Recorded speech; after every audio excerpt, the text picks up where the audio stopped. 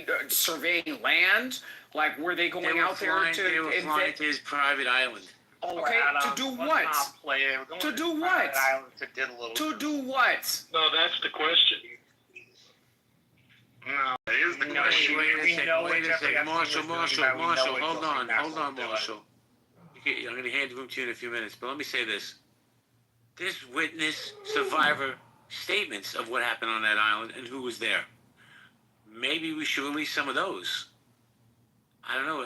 From what I understand from everything I've read, and I'm not an expert on it, Donald Trump was never on that island. And you can check the little link I put in chat, JB. Can you tell me who was on that plane and with who? Why don't you just save me time and tell me what's that link? So it's JB, a 17-year-old that got paid for sex by Matt Gaetz, who was on what party again? Since we want to play the trajectory of this conversation about Epstein Island. What was he there to do? What was he there to do? You know, people have flight log. No, Marshall. Y'all are tarring and feathering people with no evidence. Never convicted of a criminal offense. I think his dipping his toe into that end of the river is disgusting. It is disgusting. But again, you cannot indict everybody that was on his plane. You can't indict everybody that was sitting on that plane and saying that they were down for the get down. Okay? I feel like, again, people's alluring, how should I say, attraction to this specific issue is through celebrity gossip. Wait, everybody. All right, I'm gonna shut up. Mute up for 1 second. Let me just say this. Now, it might just be gossip. I don't know. I'll try to find a link because I read an article today that said the first time Trump had sex with Melania was on the Lunar Express. I don't know if it's true or not, but I saw an article about it. But go ahead, Adams. The mic is yours. Nobody interrupt Adams, but. So Jay, and I'm sure that you can appreciate this from the standpoint of actually codifying clarity, right? Just because somebody was on a flight log does not mean that they were down for the get down, right? Like there was some man in a freaking a chair that has muscular dystrophy. Who is that man? Like Marshall, can you remind me? I have early Alzheimer's. There you go. Yes, Hawkins. So again, you know, it's crazy to me that, I mean, do you really feel like Stephen Hawking was boning down with freaking teenagers? The dude can't even get it out of a fucking wheelchair.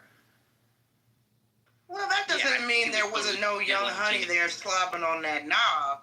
He can't stand up, but he could probably pull it out. Nye, I'm profoundly disappointed. No, I'm profoundly disappointed. I agree with everything you're saying, but I'm like, he could probably get that knob slobbered on. I don't know, it's probably some eaters on the island that, you know, did the whole unzip pull-out game, but I'm done. All right, let me jump in 2 seconds. I'm handing the room to Marshall, Nye, and Abby. You guys have a great night. Be safe. Be nice to each other. Speak to you later. Thanks, man. Thank you, Jay. We'll be safe, we'll be nice, but I can't promise I'm going to be nice to, you know, my fellow man. No, but I agree with Adams. It's kind of like the Diddy parties. Just because you were there doesn't mean you were being a diddler. Just because you were there doesn't mean you were boning Casey in the background with the baby oil. So I'm not defending Epstein, but I get it. Just because we have this, you know, these pages of names on a list doesn't necessarily mean they were all there, you know. Unless they have D next to their voting ticket. In nefarious activities. What's that? Unless they have a D next to their name on the voting ticket, then they definitely did it. Well, so here's the thing about this conversation as of late. The Democrats are trying to make hay out of it because they're able to accuse Donald Trump of being a pedo, and the Republicans are dodging some of the more well-oriented questions toward it. Point being, both sides of the aisle are expressing their political version on this. Neither side of the aisle is clean in the way they present the facts. Where's the British prince got it. with all this then? Abby, can I ask you a question? Do you remember the McMartin trials? Remind me. The McMartin case. It was out of Santa Monica, California. California v. McMartin. And it was a very big to-do case. is a very big to do The case school? where Was that the people the preschool, right? school? Okay. Right. So what was the end all result of that, of the findings? I don't remember. Right. All the So children they were lied. They lied. Right, and they were coached. So again, I feel like with this whole Epstein shit, people need to be very deliberate as far as naming actors, and I'm not saying that with pun intended, but people who are participants involved in that specific setting, in the specific charges that are being alleged, right? I don't like the fact that, people rent out their private jets all the time, right? People rent out their private jets all the time. So it's crazy how, now we're saying that because somebody ended up on somebody's private jet means that they have abused children. It's weird. Let's walk us through the acts. So let's walk us through the acts. Let's walk us through the acts of where these people We were not being so circumstantially thought excuse me, where they were being. Okay, so show me where Clinton abused children. You're missing my point, Adams. When it was Show me where Clinton abused children. Monica Lewinsky was an intern. Argued about Bill Clinton. And She was a Hillary grown Clinton. adult. Stop it. When they argued about Bill and Hillary Clinton, the Republicans were more than willing to happily argue over it and happily say that Epstein supported the Clintons as a pedophile. My point is, a bunch of this stuff in the last, week and a half or so has been politically motivated. I'm not saying you're doing that. I'm saying the discussion itself is a politically motivated discussion. The Republicans have all of the political motivation in the world to pretend like there was nothing there. The Democrats have all the motivation in the world. Hold on. They have all the motivation in the world to pretend like it was everything there. The point I'm trying to make here is it is more political than the conversation we are having suggests. But see, that's why the pursuit and the amount of negligence that takes place is important too. Because, for instance, in New Jersey, if you attend a house party, right, and you get drunk at that house party, and you leave that house party, and you get into a car accident, and let's say you kill somebody, right? Did you know the owner of that home that initiated that party can be charged with the same crime that you would be charged of? So if someone's on a jet, right, and they're going somewhere, and minors are being transported on that same jet, or maybe minors are there on that same property, whether they know or not, there's a certain amount of negligence that can take place as the owner of that jet. So I'm just saying it's more so about how it's being pursued, right? If these folks were involved with someone who were doing these things, then they should be at the least investigated. And the fact that they're wealthy shouldn't keep them from being indicted if the investigation finds that they had broken the law. And I think that's where the gray area. All right. So, Abby, coming from Vegas, people who have private jets and especially fractional ownership, they rent out their jets for many different reasons, correct? Charter all the time. Financial reasons. It's actually You a happen to means of being... have a jet expert on the stage right now, more than I have. And Rachel will tell you, the charter is pretty big.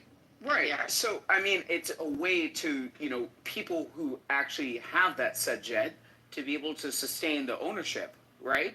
So if you look at flight time, mileage, if you look at, maintenance and all of those things, it would be practical for somebody to lend out their jet, correct? That's why they do it. They don't lend it out. They serve it out. Right. You're right. So, At right. 5 G's an hour, Rich? More than that. More than that, right? A lot more than that. That's probably for a light jet now, or That's not even LA to Vegas for $5,000. Right. No, I'm saying $5,000 an hour. I've personally taken off from Van Nuys Airport and Santa Monica Airport, and looking at the amount of money that goes into maintaining a certain type of equipment. Like it's crazy to me that people don't resonate in their minds that people rent out their jets. So it's crazy to me that, given the fact that people rent out their jets and seeing that certain names are on a flight log in absence of actual criminal behavior, I feel like this is crazy. Like, it's crazy. Yes, I believe that freaking Jeff Epstein should rot in hell. I feel like his townhouse should be burned to the ground. Okay? But at the same time, looking at the proximity as far as the people that people are accusing of being in proximity of him and relating the proximity to actual criminal acts, I feel like that's very, like, it's precocious, it's extremely disingenuous, and it's intellectually dishonest. I 100% agree with you, Doctor, on that one. I mean, 1,000%. And I used to when I used to work for the Department of Homeland Security, I used to once in a while work at different airports to help out with certain operations. And whenever we went to the private side, it was insane, some of those private jets. And actually, I know for a fact, one time we had to work with the Trump plane before Trump became president. This was about 2015-ish. And there were people that were renting that plane out from Donald Trump. So, yes, that does happen. He had a lot of planes. Which one is? He has a lot of planes. And he had a lot of planes. And that was, I don't know which plane it was. It was just one of the with Well, he had a 747. He had several BBJs. Actually, I have a picture. Let me see if I can PTR 757. He had the one that I have a picture of the one that he flew into Cleveland in 2015 for the convention when he got the nomination. Let me see if you can figure out what kind of plane it is. I'll find the picture. Abby, how often his planes are old, and that's why he wanted us to buy him some new ones. His planes are very old. And that was my question. How often does Donald Trump, upgrade his fleet? You know what I mean? Like, he has I believe every new wife. 757, and he also has a Sikorsky. So these planes, I've been trying to say this to you guys. Thank God Rachel's up here. These planes are older planes, they do turn them, but a lot of them, like, it's not so rare to buy a plane from the Middle East, by the way, because that's a lot of where the orders are in terms of the private fit out planes. But he had, the big one that maybe you're talking about, I don't know if that's the one you boarded. It's a 757. Yeah, let me find the picture of the one. I definitely. Grandma of a fleet. Okay. It is. Yeah, it's a Boeing 757. I know that for a fact. Yeah, I've definitely noticed that the charters on JSX, most of those seem to be from the year of 2018 to 2014. Those are Embraer. To 2014, but if you charter privately, meaning Trump's private plane isn't Boeing. If you charter privately and you don't share any seats, then you can get very, very new planes above 2020. Right. So you can go on NetJets or what is NetJet I just put the top ones in the chat. XJet. Those right. are the top ones in the like chat. those. Right. So it's kind of one of those things where you can actually board a flight. Actually, one of the most popular flight destinations is from Van Nuys to Las Vegas. So it's crazy to me how people don't understand that anybody can be using anybody's jet at any different time. It's crazy. I used to work in corporate housing where you used to have to connect people when they land, to every different available resource that's imaginable. You know what I mean? So when you look at NetJets, when you look at Jet Suite, that's another one. When you look at like a lot of other programs, somebody practically owns that jet and they're renting it out the same way that Uber rents out, people's personal vehicles. And the thing is, with this manifest, no one's going to use their real name on this manifest. So I don't know. Maybe I'm not reading things correctly, But I doubt very seriously if Bill Clinton It or depends. Donald It Trump. depends. If you're going outside the country, You don't necessarily have to. That's what I'm saying. Inside the country, that's a whole nother conversation. Correct. Right, because the private pilots, they don't even have to be under the same auspices of the, our drinking rules and stuff. By the FAA, they're not even mandated by the FAA to do certain, to fly without a certain number of hours of haven't had alcohol. But going outside of the country, you can't tell these private plane owners who to put on the manifest. They can have Mickey Mouse's name on there. It's nobody's business. Just like when you go to a hotel, they can't mandate you to put your real name. They can't do it. That's why people fly private. But just to your point, and I'll finish, is there are a lot of people that are doing some really unscrupulous things on not private jets, on commercial planes. Concubines, blah, blah, blah, blah, blah. But I don't really get the whole Epstein thing, except people want to know if he was murdered or not. I don't think people really care, except Elon, and you guys can tell me. Elon has really got a bug up his butt about Bannon, and I don't know if he's intimating Trump too, but he's the one that's causing all the noise on X. Why is he doing? I have a question really quickly. Let me read this really quickly. Can somebody explain to me why Donald Trump wrote on Truth Social? I'm just going to read part of it. He's going on and on. He said, he's ranting about why people keep going on and on about Jeffrey Epstein. He says, for years it's Epstein over and over again. Why are we giving publicity to files written by Obama, crooked Hillary, Comey, Brennan, and the losers and criminals of the Biden administration, which calmed the world with the Russia hoax?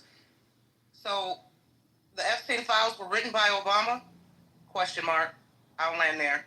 Well, I would like to say one thing on he was part of that during when he was running for office, talking about Epstein. And now for him to say, why are we talking about that? I mean, he was just doing that a few months ago. So it sounds kind of hypocritical on me that he was talking about it nonstop and quite frequently, I guess you could say. And now it's like, whoa, shoot, why are we talking about that? Why, Epstein's been dead for years. What the hell's going on? It sounds a little weird to me. Even though I 100% agree the flight log thing, that doesn't mean someone's guilty. Also, another thing is I got to go back to work here in a little bit is some of the stuff that he has talked about way back in the 90s about Epstein doesn't look good for Trump. It just doesn't. Or some of the pictures he's involved with, or videos talking about young girls. It doesn't look good at all. Does that mean he actually had sex with underage girls 100%? No, it doesn't. I mean, unless there's videos or, has there been individuals that have reported that he did? Yes, was that one Jane Doe situation that someone came out and had a situation that I think it was him and I can't remember who else, someone else famous, that claimed that he was at one of the underage sex parties. Was that true? Who knows? But to me, the biggest thing is comments that he made in the past just doesn't look good. Especially his comment talking about on the Howard Stern show, I believe it was 1995, about sneaking backstage to the pageant stuff, including the teen pageant stuff that a lot of there's a few teen pageant people that came out and said Donald Trump just walked in their locker room, and he admitted to walking in locker rooms on Howard Stern. So, I mean, he definitely has a history of some very perverted, unethical behavior. Does that mean he was on the island? Not necessarily, no.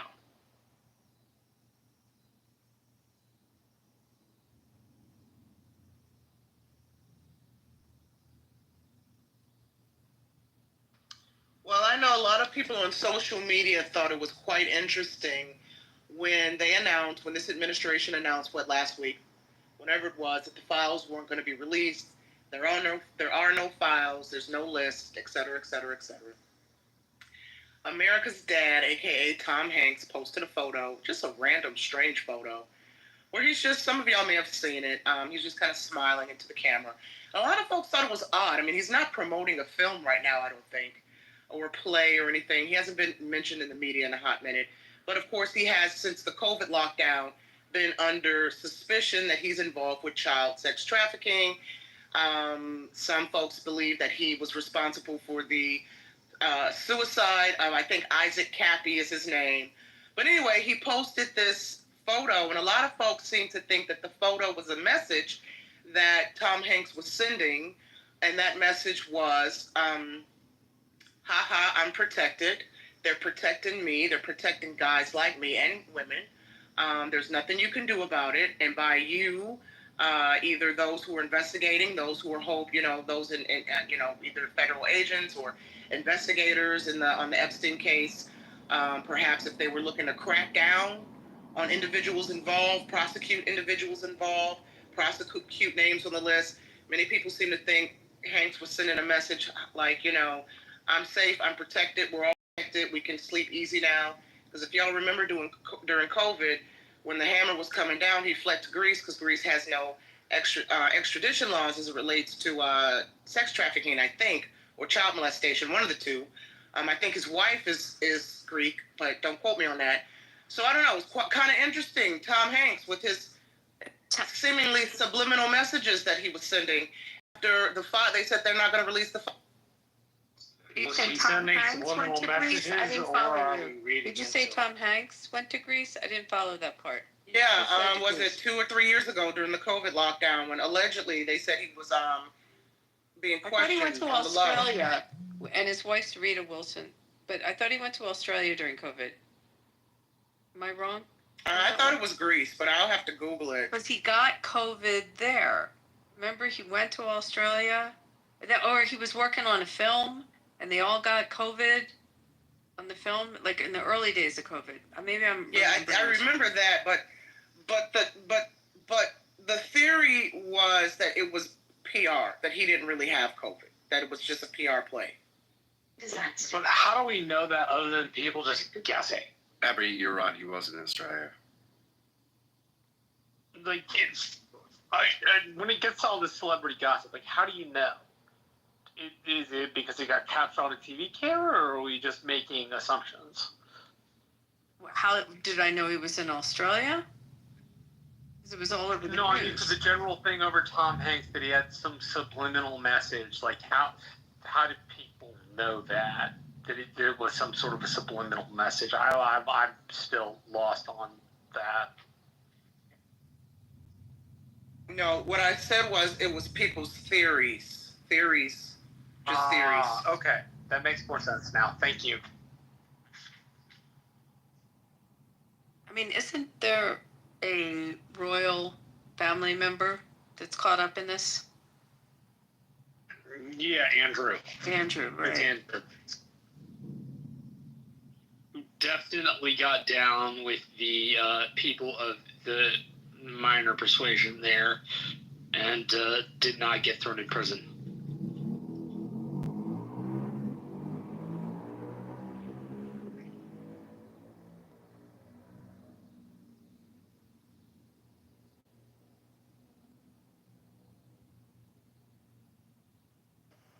I don't know, Marshall. It's crazy. Shout out to the C-17 in my PTR. What's up, Adams? Hey, guys. How we going? What's up, Rohan? Oh, pretty good here. Sunny day today. We're going to make the most of it. How's the combo going? We were grading, when Jay was in the room, he was asking everyone to give Trump a grade for how he's performed. Wow. Okay. Nice. How'd that move on? What would you say, Nye, what would you say the average of the grades were?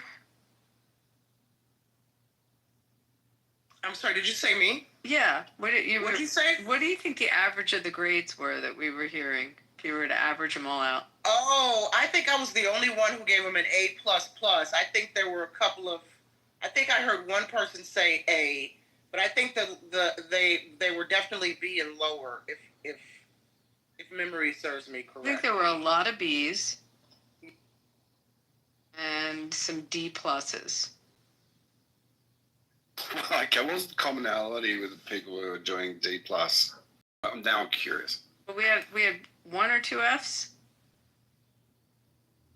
Yeah, I think there were, we have some folks, and I'm not saying on this stage, but Trump derangement syndrome is real.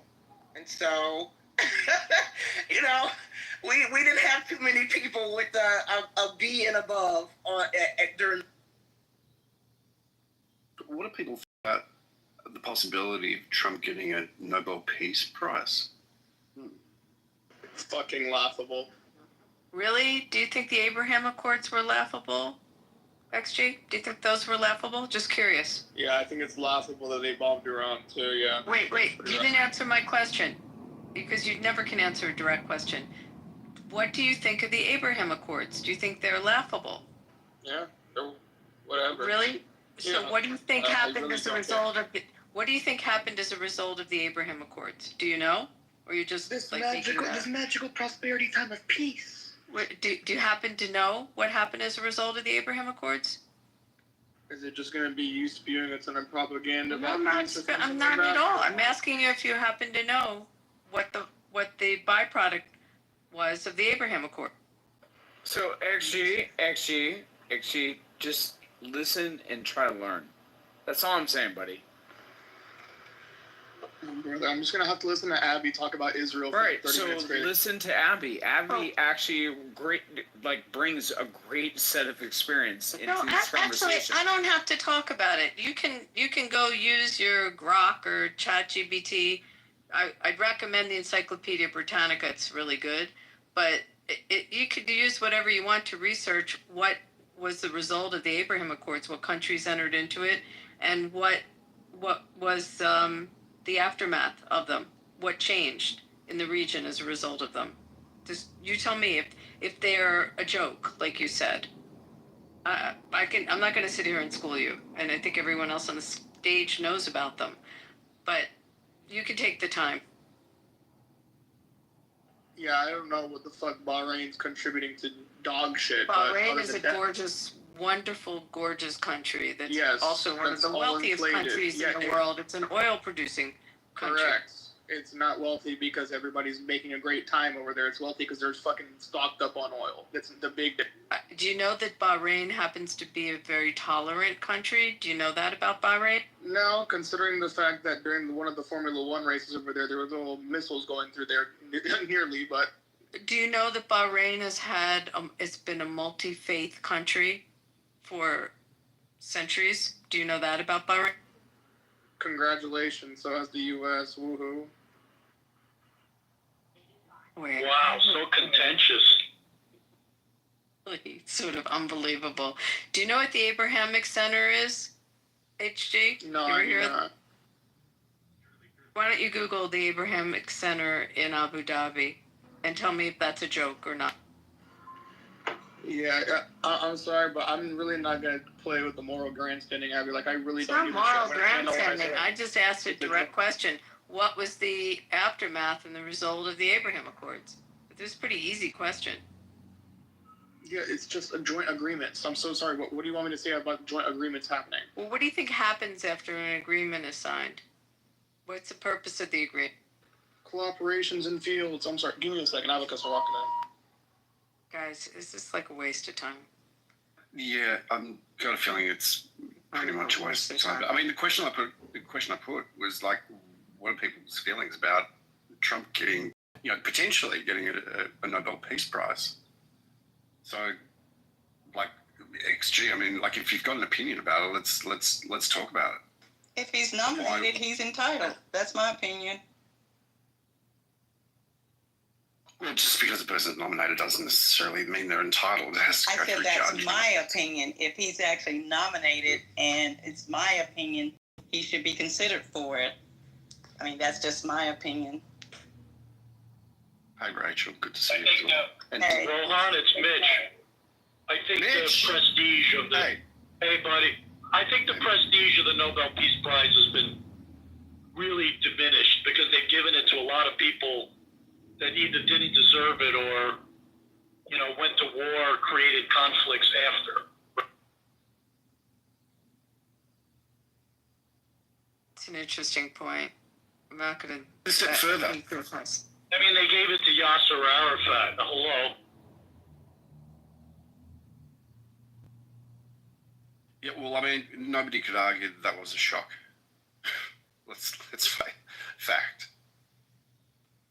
They gave it to Obama because he gave a speech, right? But what in this world has the same cachet as it always has had? They didn't give it to Obama. They didn't give it to him because he had a speech. They didn't give it surely because of a speech. Why did he get it?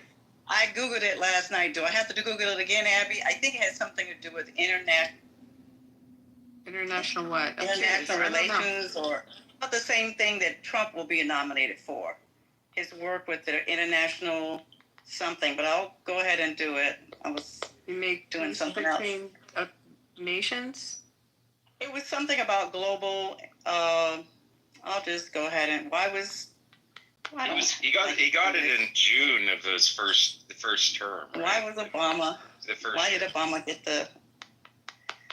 But I read it last night because I was talking to Adam and I was Googling some stuff. Why did Obama? I think it was preemptive. They gave it to him because they thought he would create peace. Yeah, that shouldn't have happened either, especially for drone spec daddy him. Yeah, that shouldn't have. Also Henry Kissinger. Let's not forget they gave the peace prize to that guy too. Yeah. I agree with you, Dr. Mitch. Like they handed it out like candy to people who were certainly not deserving. It said it because of his extraordinary efforts to strengthen international diplomacy and cooperation between peoples. The Nobel Committee specifically cited his vision of a world free of nuclear weapons, his work on climate change, and his efforts to improve the international standing of the U.S. as the reasons for the award. Now we can also Google why will Trump be nominated? I'm sure it's the same thing.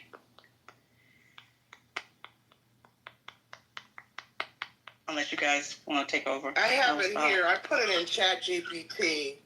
And so it says here, arguments for Trump deserving the Nobel Peace Prize. Number one, the Abraham Accord, Trump's role in brokering the 2020 Abraham Accords, normalizing relations between Israel and several Arab states, is often cited as a historic achievement. Supporters argue it reshaped Middle Eastern diplomacy without resolving the Israeli-Palestinian conflict, a feat previously thought impossible.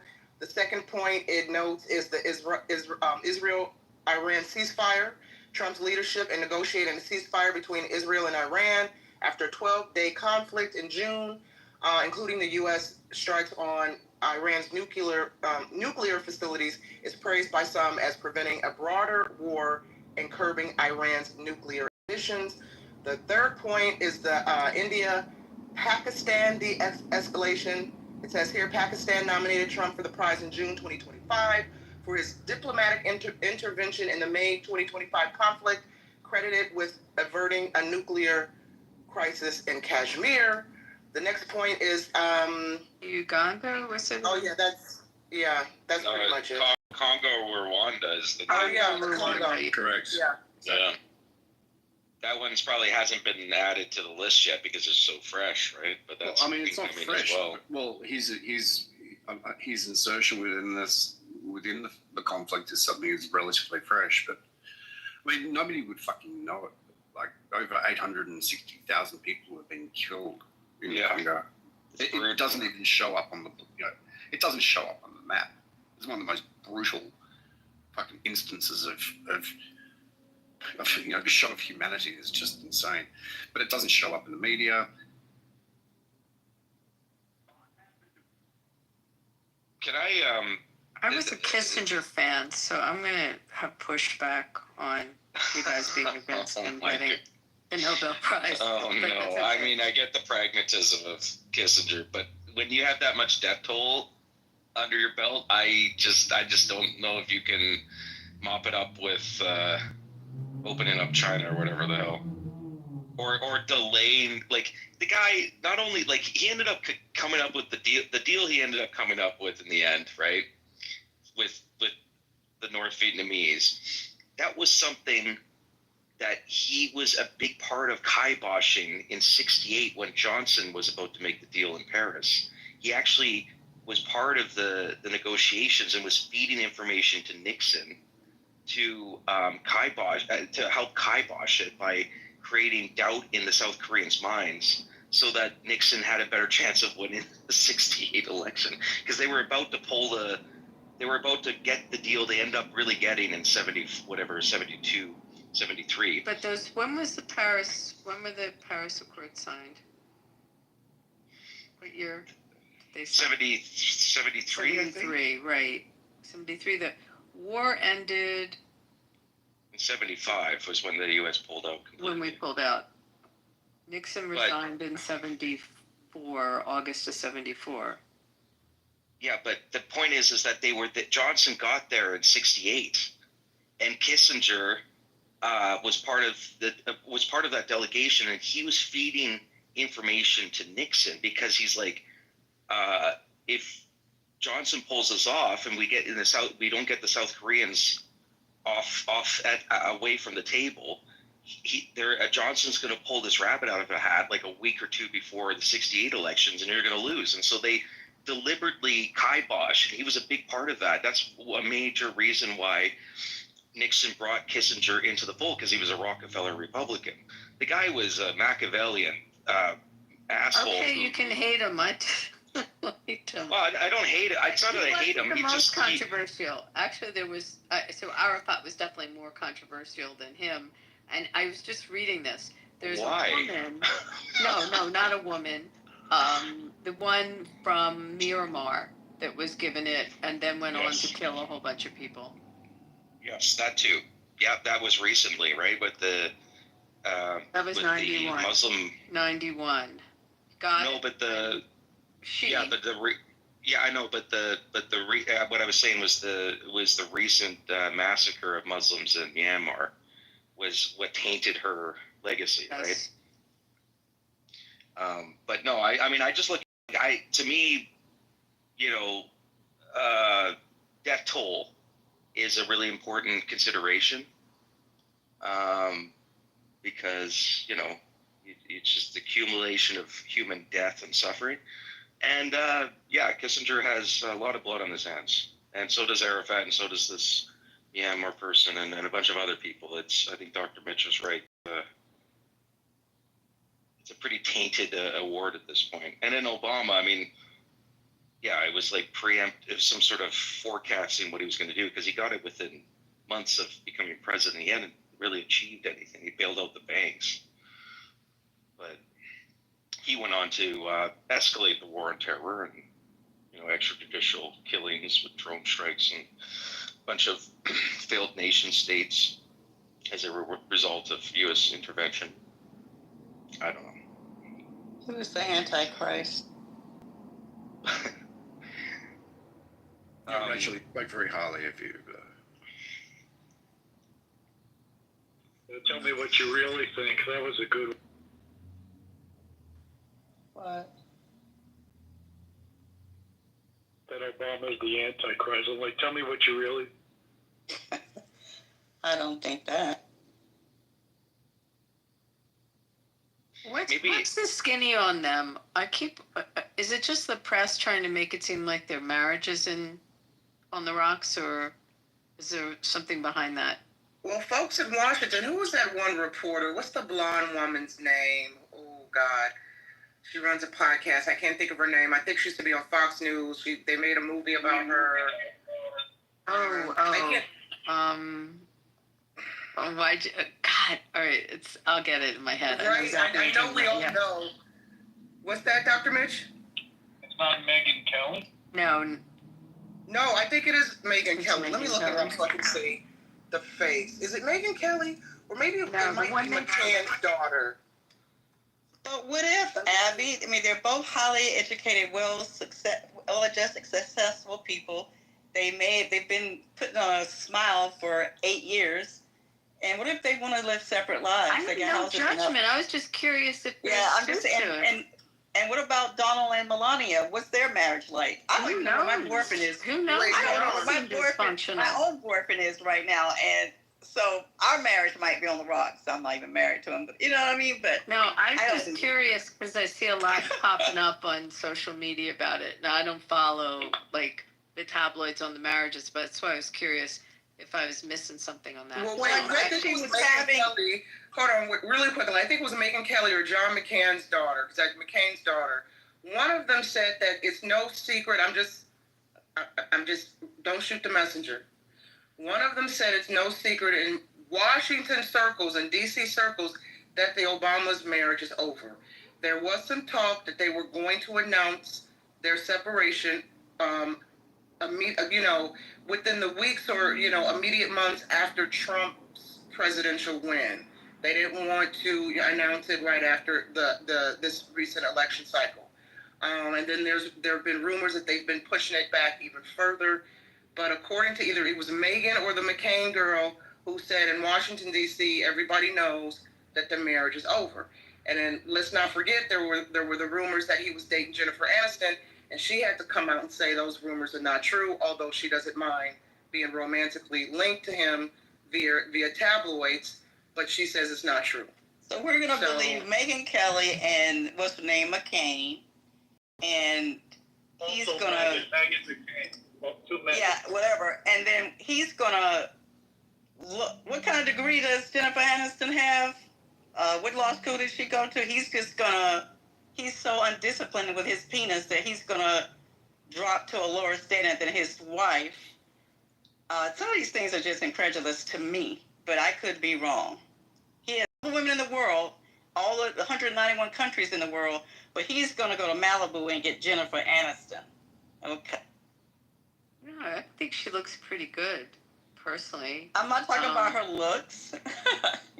I mean, there's more than looks, don't you think, Abby, that may attract a man of his stature or his intellect? I mean, you can't care. Wait, you really think you want the answer to that? I mean, who men? No, I'm not really. If it's going to be a negative one, no. But I mean, there's some brilliant men that choose, not necessarily women that are at their I agree with that. Intellectual caliber.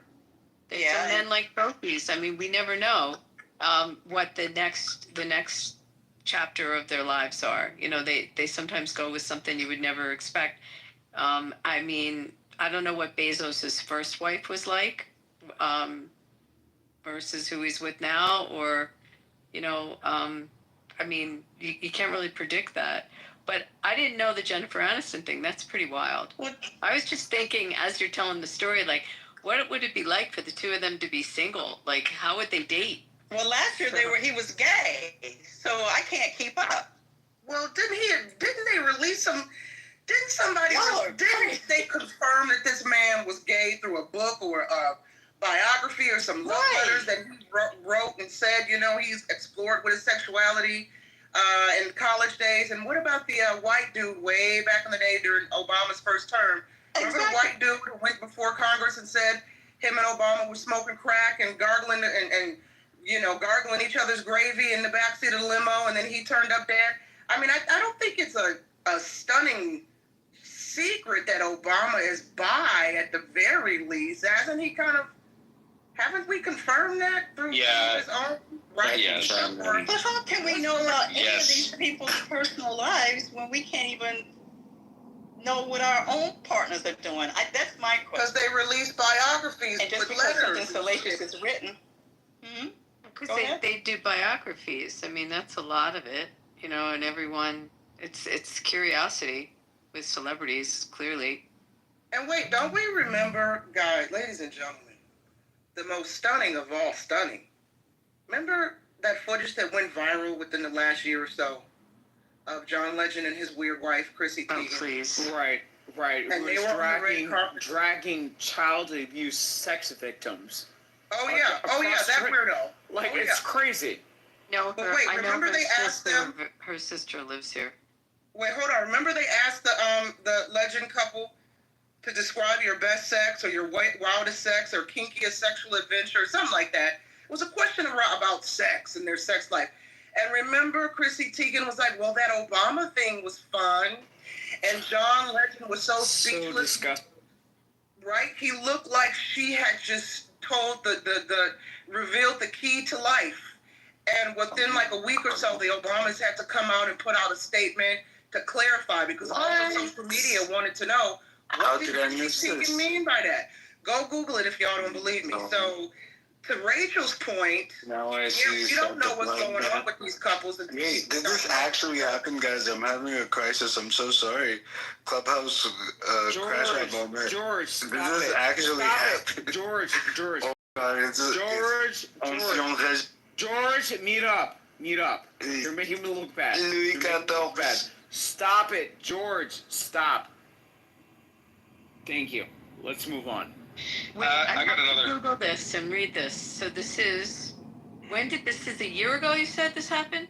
Well, I don't know. The footage went viral within the last year. When the interview actually took place at what event, I can't tell you how. But I know the interview itself was at least about a year ago that it started to either resurface online. Somebody dug it up. It may have been a recent event. That part I'm not sure, but it was within the last year or so that the footage went viral on X. I'm trying to post those 2 comments by Trump on The View and on Wendy Williams about his daughter, but sometimes you can't post those things from Instagram, but I'm trying. I guess John Legend and he are both from Chicago, so they have some type of injury to whatever. John Legend's from Ohio. Oh, I apologize. John Isaacs. And by the way, Rachel, he went to Penn and spoke at my daughter's graduation. He was the, for the college, he was the speaker. He gave a great speech. But he's definitely from Ohio. I like him. I mean, I didn't used to like his music, but I do like his music. Well, I mean, I don't know anything about these people. You guys do, so I'll just mute up. Well, he does a lot of advertising for Penn. Like, is their face. You said he went to Penn? Yeah, he went to Penn, and he's like, like a face of the school. Like, they use him in a lot of ads. Can I, a different subject, one thing if that's all right, I'm noticing online is Americans, kind of travel vloggers, primarily a lot of MAGA aligned people who go to protests and stuff. They're in Mexico, and they're just seem to be bewildered and shocked that in Mexico right now there are people who are angry at American citizens and are calling them out when they see them on the street. I know it's escalated to the point where there's actual violence and people are scared because they're smashing restaurants or hotels or homes of these people. So that's obviously over the top, but this sense that people are surprised that there's anti-U.S. sentiment right now, I find hilarious. And they're trying to wrap it. They're trying to become victims out of it. And it's just this is stuff they hate the left about, and it's just you're doing the same thing. Wait, Adam's saying this. I just got back from Europe, and was in a bunch of different countries, and I had the opposite happen. People were complaining about what's happening in Europe, and I heard a lot of praise. So I actually had the opposite. But what I have seen is because I go to hockey games, and I have seen Canadians, because they come to my city as a tourist destination, and we were in the playoffs against Canadian teams, and they come in and when the national anthem plays, they booed the Star Spangled Banner. That I heard, that I saw firsthand. They're doing it in Canada, but they were doing it as they came into the U.S. also. Yeah, I get it's in the United States. I understand people being defensive about it. It's well, if you're here, you need to be more respectful. I get that, even though it's a free country, blah blah blah. I get that. There is certainly that sentiment in Canada and in Mexico, but the whole turning on its head and going to these countries and saying, oh well, why are you mad at us? And what? Why? Rachel, I'm just curious, Rachel, do you see it? She's in Europe. Well, today. Not today, but have you seen that? Have people seen what? I'm sorry. People bitching about America when you're in Europe? Before the election. Now, They've just kind of accepted it. The place, I only go to Italy mostly. I try not to go any place but there, but it's so damn hot in Italy. They don't care about anything right now. They're worried about global warming and climate change. But, I don't see it. I didn't. No. I didn't see it, and I'll tell you something interesting. I went to see Springsteen in Germany, where he was ranting. He did 3 rants in the concert about Trump and about the country and the rot in our country, and it was pretty intense. And I did this in England, and he got a better response. In Germany, I'd say 35%. Not, I don't even know if it hit 40% of the people in the stadium were applauding him, but they weren't all applauding him. And it was by the 3rd rant, it was pretty annoying. And I absolutely did not hear anti-American stuff when I was there. No, they like our money in Europe, and they aren't going to say anything. I think they're resolved. He's the president for the next 4 years, just like anybody else with any sensible intelligence. Who's going to let their nervous system be all in an uproar for 4 years because this man's president, even if you didn't vote for him? We were rooting for him, when he did what he did with Iran, going in there and doing that stuff. Nobody's got time to hold a grudge for 4 years, do they? With someone you don't even know? I don't know, Rachel. It sounds like the Democrats are about to be, sounds like they're on a path to be chronically depressed for the next 4 years over Trump. Not all Democrats, of course, but those with TDS. Is it not like, I guess this room's proven the point that there's a naivety and ignorance to the idea that people may not like what the United States is doing right now and how it does affect people personally around the world. I guess the point was made. I'm telling you, the Canadians for sure. I heard it. Well, in Mexico, just watch any NHL game in this last couple months, and you heard them booing when they played an American team. However, I was in countries like I was in Switzerland. I was in these countries where people were saying that they have a problem in Europe, and they wish that their country would do what Trump is doing. So I heard, and I'm basically talking to like shopkeepers, like that level. I didn't take a microphone to someone up in the street, but as shopkeepers, people in hotels, and that's what I heard. That's anecdotal, so I don't know, maybe there's polling that says what. Well, I'm in Mexico, and what you're hearing about Mexico is only in Mexico City for now. Once, I'm right on the beach in Tijuana, so when it starts to hit Tijuana, then I'll be concerned about it. But for right now, it's just in Mexico City.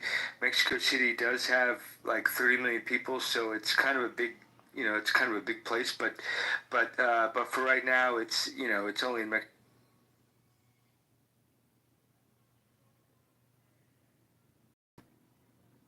They have bigger problems there. They need to breathe in that Mexico City. I haven't been to Mexico City. Their air quality, I hear, is... Ugh. Do you fly there? We are going to, but I think we do. I just never been. No, I don't. We don't.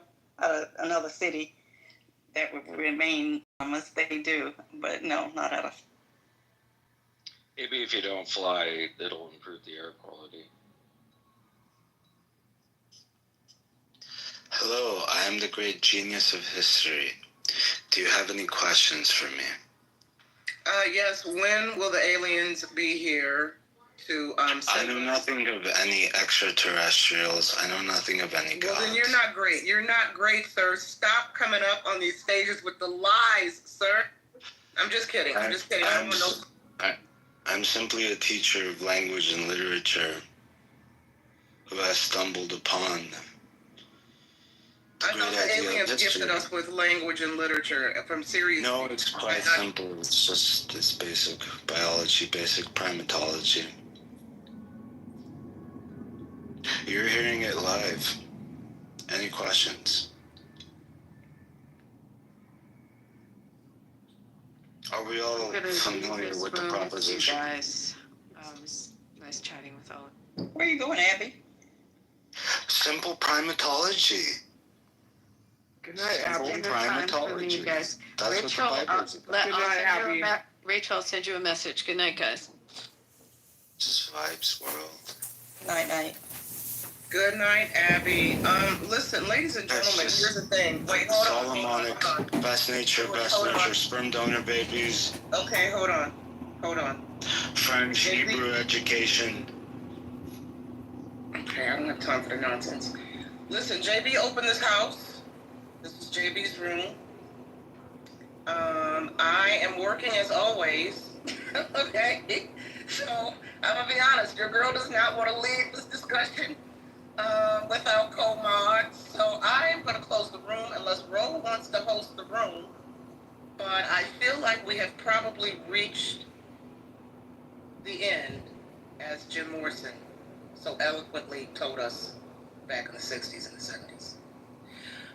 So I'm going to end the room now, and I'm sure JB will open up another house tomorrow. This has been a great discussion. I will end here. I don't know who needs to hear this, but if anybody has Netflix, go ahead and tune into The Sandman. Season 2 is out. The actor who plays the Sandman, that man is fine as hell. I don't know who needs to hear this. I looked him up on IMDb. Just him out of character, he's alright. But as the Sandman, he's sexy as hell. So shout out to the Sandman. Go show that man some love. Go support his show. Tune into Netflix. Sandman Season 2 is out. Yes. That's it. Are you watching it, Adams? I am in love with this man. I don't know who he is, but I know. So my family's been, promoting the Menendez Brothers project. So it is what it is. I'm actually really low-key proud of them. Like, I'm so low-key proud of them.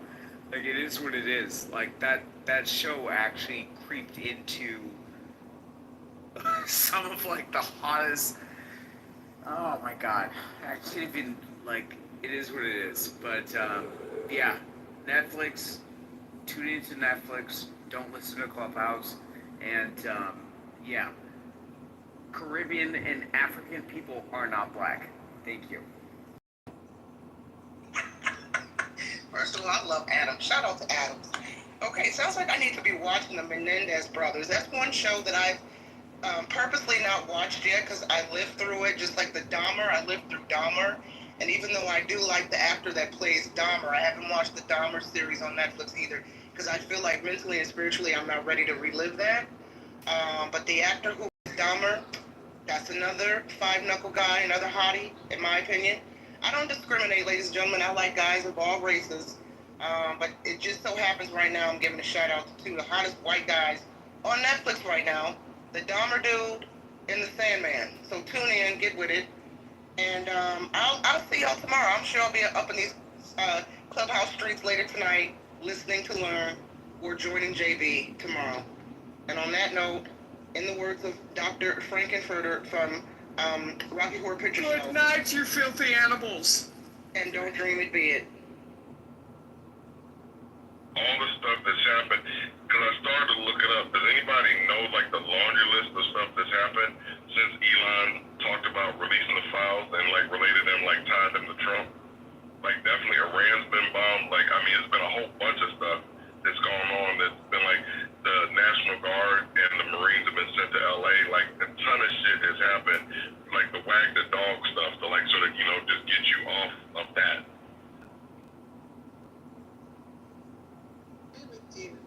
Michael, I believe that there has been a lot of wag the dog, and it's not good.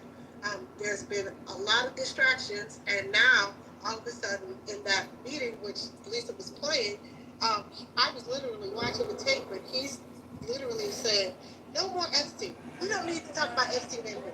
This is not a conversation. This is a moot point." What are you talking about? And I know he didn't use the word moot, but I mean, just kind of like, this is an irrelevant point, right? So it's like, you made these campaign promises to MAGA, because he did all throughout. Oh, we're gonna bust the Democrats. We're gonna show them for the pedophiles they are. We're gonna take them all down. It's gonna be the Clintons are gonna get. Oh, and he was big on the Clintons are gonna get taken down.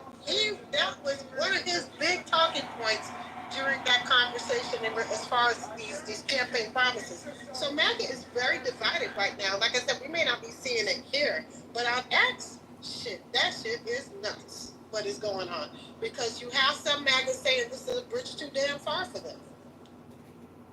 Yeah, because in his long truth as social post, he put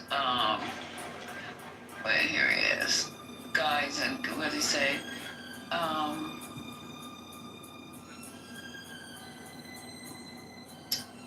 What's going on with my boys, and in some cases, gals? They're all going after Attorney General Pam Bundy, who's doing a fantastic job. We're on one team, MAGA, and I don't like what's happening. We have a perfect administration, the talk of the world, and selfish people are trying to hurt it all over a guy who never dies. Jeffrey Epstein, Trump said on Truth Social. For years, it's Epstein over and over. Why are we giving publicity to files written by Obama, and he underlined it, and crooked Hillary, Comey, Brennan, and the losers and criminals of the Biden administration who conned the world with the Russia hoax, 51 intelligence agents, the laptop from hell, and more. They created the Epstein files. And just like they created the fake Hillary Clinton, Christopher Steele dossier that they used on me, and now my so-called friends are playing right into their hands, Trump wrote on the post, referring to the FBI probe alleged ties between Russia and Trump's 2016 campaign. Why didn't these radical left lunatics release the Epstein files? If there was anything in there that could have hurt the MAGA movement, why didn't they just use it? They haven't even given up on the JFK or Martin Luther King. They haven't even given up on the JFK or MLK Jr. files, Trump said on Saturday. So it's all Obama's fault. And then if it's not Obama's fault, it's Biden's fault. But that's what he said. But Epstein died under his administration, his first administration? Yeah. Oh, okay, I just want to make sure.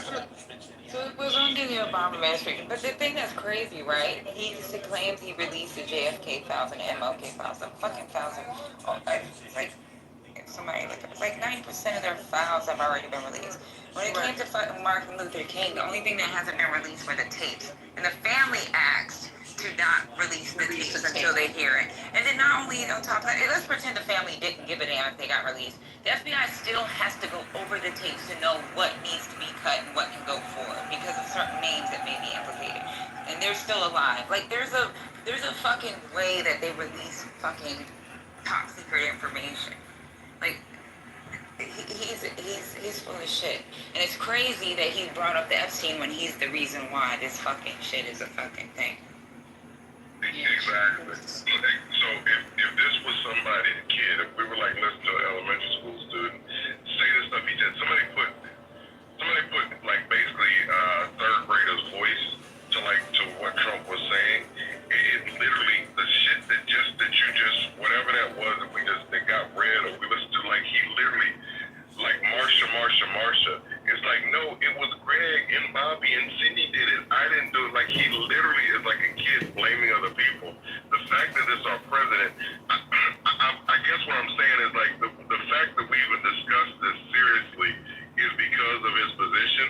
But if we just think of this just like with common sense, he literally is a lying child. He's a dummy or whatever because the way he lies, he's so dumb that he's not a good liar.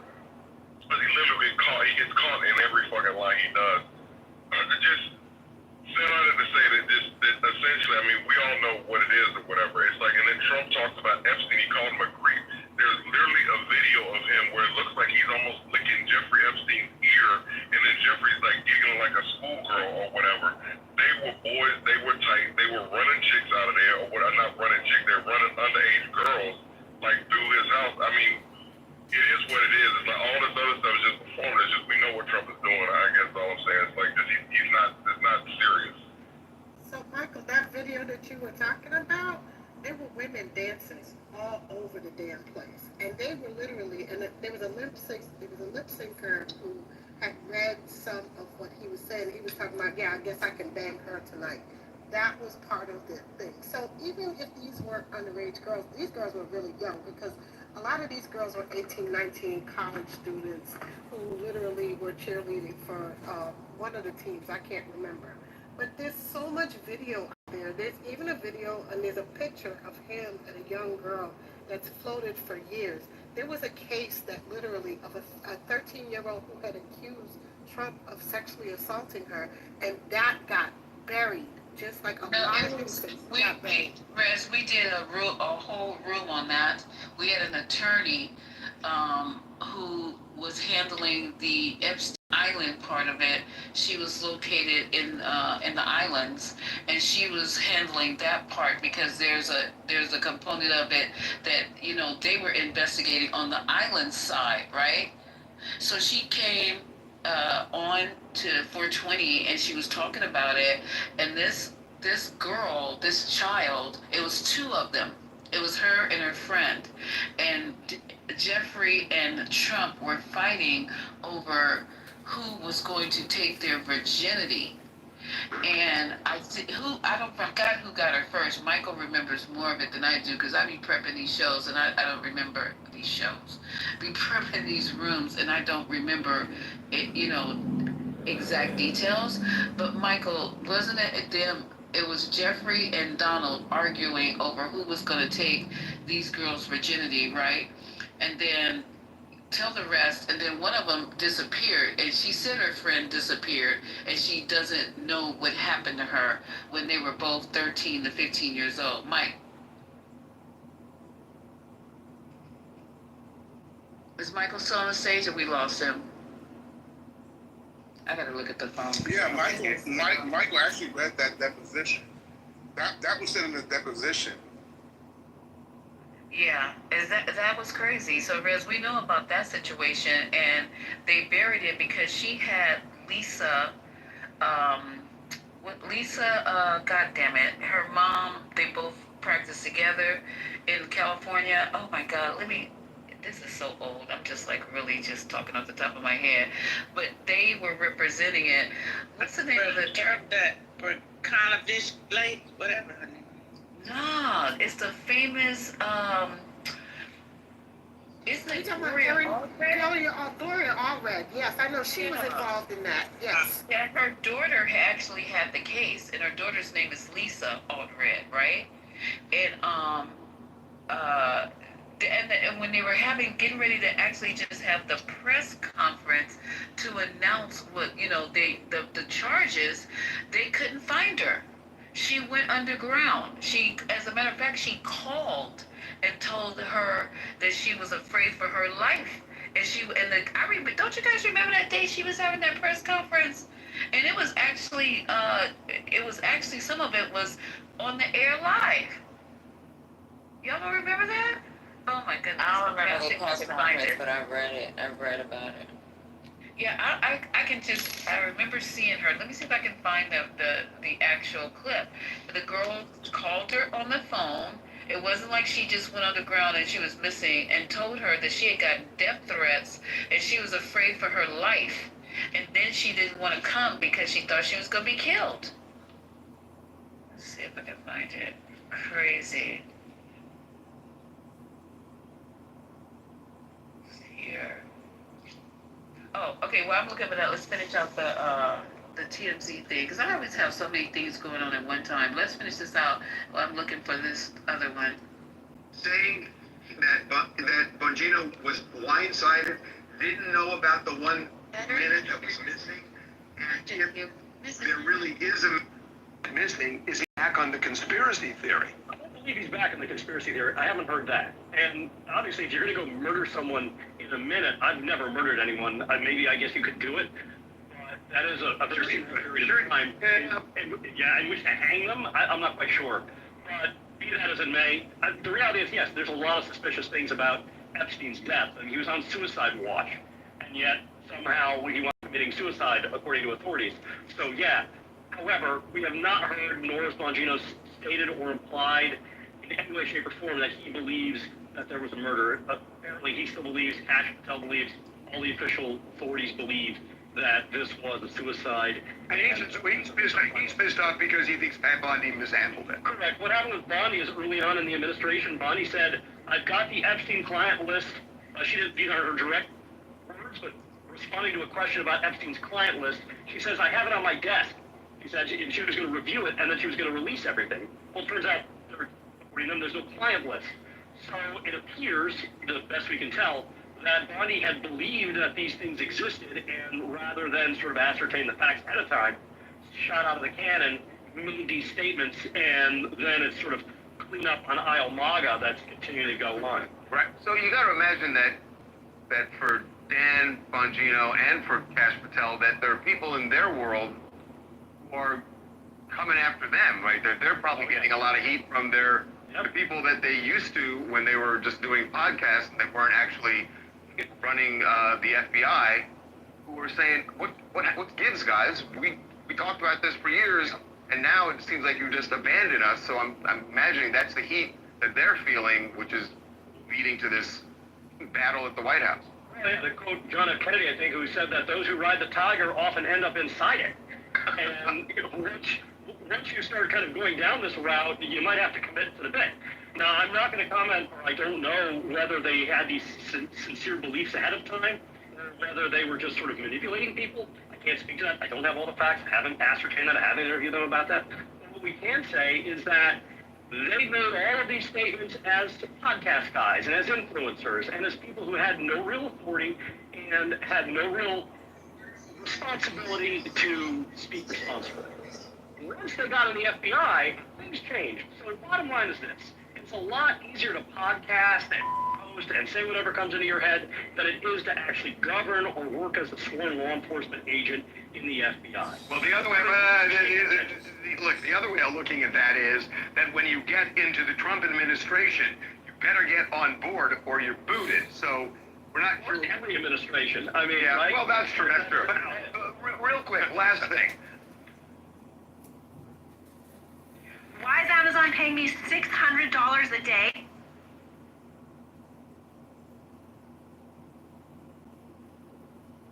There's not a list, but Epstein was a guy who loved being around famous, powerful people, and there were a lot of them who cavorted with him in various ways. Yep. May not be a list, but not a client list. And not a client list. But everything I've seen with the government, with UFOs, with the Kennedy assassination, is we just can't assume they're being transparent. And maybe they're in that file that it may not be a list, a proper list. There are probably names. To your point, on Sunday or over the weekend, I did a story about we are still getting documents in the JFK assassination. Right. And we're still learning things about people who were involved in CIA operations who contacted, better said, had contact and were monitoring Lee Harvey Oswald before the assassination, right, lied about it and covered up about it. And we're only finding that stuff out thanks to the Trump administration. But the lesson that it has in the JFK files, which has released everything to prevent the conspiracy theories and to help everyone understand something, understand this, they're not completely honoring or following through with the Epstein case. The government has consistently sort of botched the handling of the information, the prosecution, and then the post-death release of all of the documentation that we have them. And when you have vacuums of information, conspiracy theories fill it pretty fast. Okay, I'm going to get the last word. There was a conspiracy to kill JFK. It was covered up. The Warren Commission was a sham, and we still don't know. So there. Okay, so that's the end of TMZ in that interview. But yeah, that's kind of weird that all this shit is going on. Michael, I was asking you, now I found the clip. I was asking Michael if you remembered the girl when she was the name of the attorney actually is Lisa Bloom, even though she's Gloria Allred's daughter. But do you remember that situation where she was talking about how they were competing to take her virginity? And then I don't know who got her first, and somebody got mad. One of them got mad. Yeah, I can definitely speak to that. So the blonde girl, because there was a blonde girl and then there was a Latina girl or whatever that was her friend, and that's the one that ended up disappearing. So the blonde that he told that reminded him of his daughter, she was the one that they were both trying to go after, and Jeffrey Epstein ended up abusing her afterwards. He abused her and R-word her afterwards because Trump ended up, taking her virginity. So Trump was the one who got her first. Okay. Right, and then she talked about that Jeffrey Epstein did what I just said, like after that, because he was angry, that Trump had done that. Yeah, that was a wild case, and they had found these girls. Somebody found them at the bus station in New York. Right. So there was so I can talk to that too. So I think the case in California is like because I keep bringing up this one girl's name about the Johnson girl, but then there's like a Tiffany Doe or something. It's two different people. So there's one that filed the case, I think, in California, and I believe that she was the one that was like the sort of the go-between or whatever, like the one that, like you said, like was finding people at the bus stations, and like, she was like just the whatever, I don't know what they call them in the pimp game, but she was that one that was going out and recruiting these girls or whatever. And so she detailed her situation. The one in the Southern District of New York, I think that's a California filing. The one in the Southern District of New York is the one that we read, where it's the girl that's giving her, the Johnson girl that's giving her like description of the event, and that's the one that gets into the detail about like, all the stuff that you just mentioned. And for back to what we're like, this file thing, you guys, whatever her name is, Jocelyn, whatever her name, she is the list. She is the list. She knows who was there. She knows who she matched who up with. She knows all of it, and she is the list. There don't have to be nothing on paper, and that's why she probably sleeps underneath her cot at night. She is the list. Exactly. And you heard the guy on TMZ say, maybe there isn't a client list, but there's something in those files that is incriminating people. Like that, I mean, both things could be true. Trump is a gaslighter and a deflector of the highest order. That doesn't mean that there's no proof of what he and others have done. MAGA is trash. That also does not mean that there's no proof of what he and others have done. Deflect all the time. They go after the wrong things for the wrong reasons all the time. They should be about protecting kids, and what they really want to do is protect the kids and own the libs. I mean, right. They're just trying to bring the dibs down by using this, by so-called being concerned with these kids. Now it's making sense a little bit now. I couldn't figure it out for the life of me, but now it's making sense. So, okay, all right. Yeah, good. like Trump did deflect. Trump did deflect. That does not mean that there aren't files. Not by any stretch of the imagination. Okay. That's what I was going to say, because there's no way there was no way they would have been able to prosecute Giselle without evidence. There was quite a bit of evidence, and her trial, for some reason, one, they didn't have cameras, which normally happens in federal court, but there was very scary. Federal court doesn't have cameras, Russ. Huh? Federal court cameras are not allowed in federal court. Yeah, that's what I said. No, that's what I said. No, federal court. I said federal court. There's no cameras. I said that. I'm sorry if I didn't say it clearly. No, there's no court. There's no cameras in federal court. But I watched the trial as it was going along, and it was really weird to me that there were bits and pieces that were being kind of reported, but for some reason the story was buried. It wasn't like big national news. Sensational, exactly. It wasn't crazy. Right, because when they were looking for her, sorry to cut you off, I remember all that because it was all over the place. And she was in some cabin. And when they found her, it was just like everywhere. And I said, okay, here it comes. It's going to blow up. But that case was like, the Diddy case is getting more news coverage than that case. Yeah, and that was my problem with all of it because I kept saying to myself, why is this not like, and then the documentary, I don't know, have you seen the documentary? It's on Netflix, okay? No, I haven't. Okay, so please look at it. I think it's called Giselle, if I'm not mistaken. But it talks about her background and who she is. She's a socialite, right? And she comes from a very, very, very, very wealthy family. And I don't know exactly where it was. I watched that documentary, and it's scary as shit to me because it literally highlights who she was, her walk into this situation, how she became Epstein's best friend, and then how she became the madam, literally, who was handling everything for him by making sure he got everything that he needed. It is a super fascinating documentary. I gotta see if I can find. I think it's called Giselle, but let me look at it real quick. That's super interesting because I know her father had committed suicide. That's the only thing I know about her. Yeah, her dad's Robert Maxwell. He's the dude that owned, what was it? The Mirror. The Mirror is in, that paper is out of, London? No? Yeah. Okay, so let me read her background real quick. So that way we can get an idea of who we're talking about. Because sometimes we just keep kind of throwing that out there without what you call it. So here it is. So she is a British, French, American socialite who is a convicted sex offender. She was found guilty of sex trafficking and other offenses with her deceased financier, of course, Jeffrey Epstein, who was sentenced in federal court. She was sentenced in federal court to 20 years. Hold tight. So she attended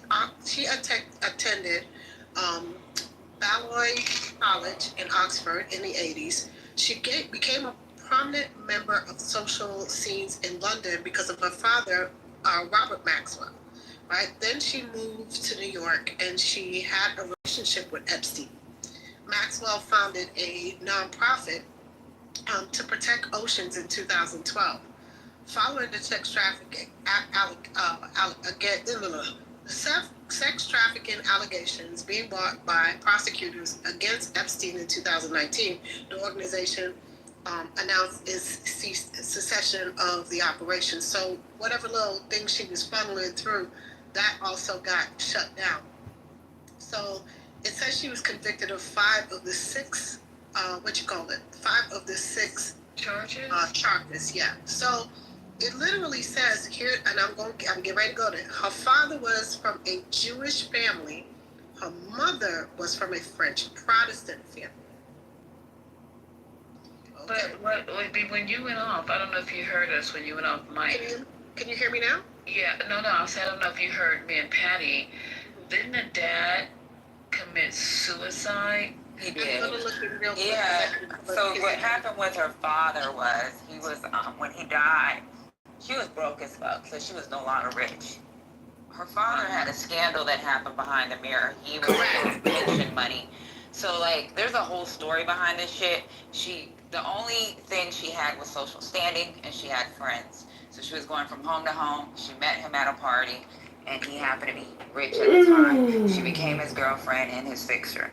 So like, regardless of whatever, there was a lot of shit that happened in her life. She's fucked up. It is what it is, right? So I'm gonna add her background isn't. Her dad's death triggered a collapse of a bunch of banks, apparently, because he was just like your boy, who literally was borrowing money but wasn't paying it back. Because Trump has done the same thing. That's why he can't borrow money in the U.S. because no bank will lend him any damn money because he's defaulted in every loan and filed bankruptcy and literally screwed every bank in the U.S. So he fucked up the banks because of the pension funds. What happened was he stole the money. There's a whole bunch of money that was stolen. I think it was over $500 million that he stole. It 500 million euros he stole from the fucking pension. Yeah, which is close to $1 billion in American money. Right. So pretty much with him stealing all the pension funds, it became a big issue, and her family had to go like back to the port. So Trump, wow, that'd be like taking some guy. That's really, really bad. Guys, that's bad because I thought that he did stuff with casinos and failed businesses here, but I didn't know. No. Trump is not. This is not about Trump. Trump didn't do this. This is Jocelyn's dad. Oh, okay. Talking about this is not. We can't hang this on Trump. That one is Jocelyn's dad. But I just just to get to know what this whole. That's why I was saying none of this stuff, all this stuff, none of it was gonna come out in my eyes. You know what I'm saying? This woman. The people who were involved with Jeffrey, how he rose to prominence out of nowhere after being, I think, a substitute teacher or something. This stuff is wild. It's just way, maybe it's just overwhelming for me because this is just way too much of a cover up of a cover up and of another cover up. But then of the girl, this one here. It don't make sense. I mean, we never gonna find a shower head does much more than normal shower heads. If you haven't bought it yet, please take 2 minutes from me. Okay, we're never gonna. And breaking news involving a woman who claims Donald Trump raped her when she was 13. KTEL 9's Peter Down is live in Woodland Hills now, where the woman was set to go public less than an hour ago. Peter. Yeah, Lena and Juan, definitely some confusion here since that woman who was accusing Trump of raping her when she was a child decided not to appear. Instead, her attorney came out and said that the woman was too afraid to speak. Media from all over the world came out to hear what that woman had to say. Now, this was a planned news conference, but it didn't happen. The woman had filed a lawsuit alleging Trump sexually assaulted her at several different parties in 1994 when she was only 13 years old. Attorney Lisa Bloom said the woman, who was gone by the pseudonym Jane Doe, had received numerous terrible threats and gave a short statement.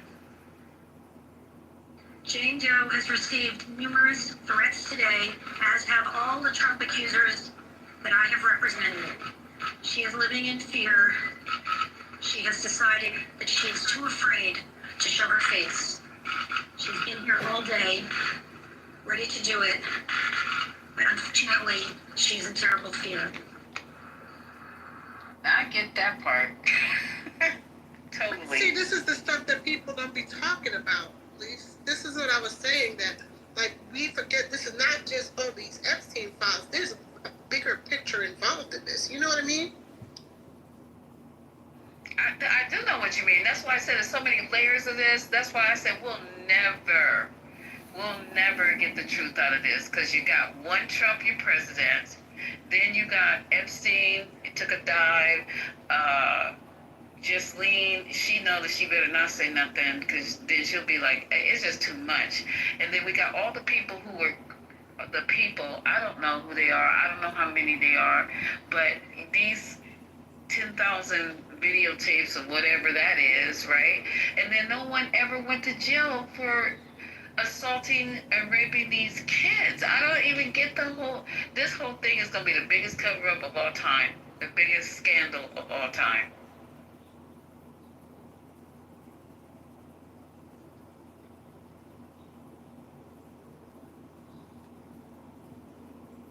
Okay, that's all I got on that, y'all. That is super freaking crazy. If this comes That must be why. Go ahead, Ashley. Sorry.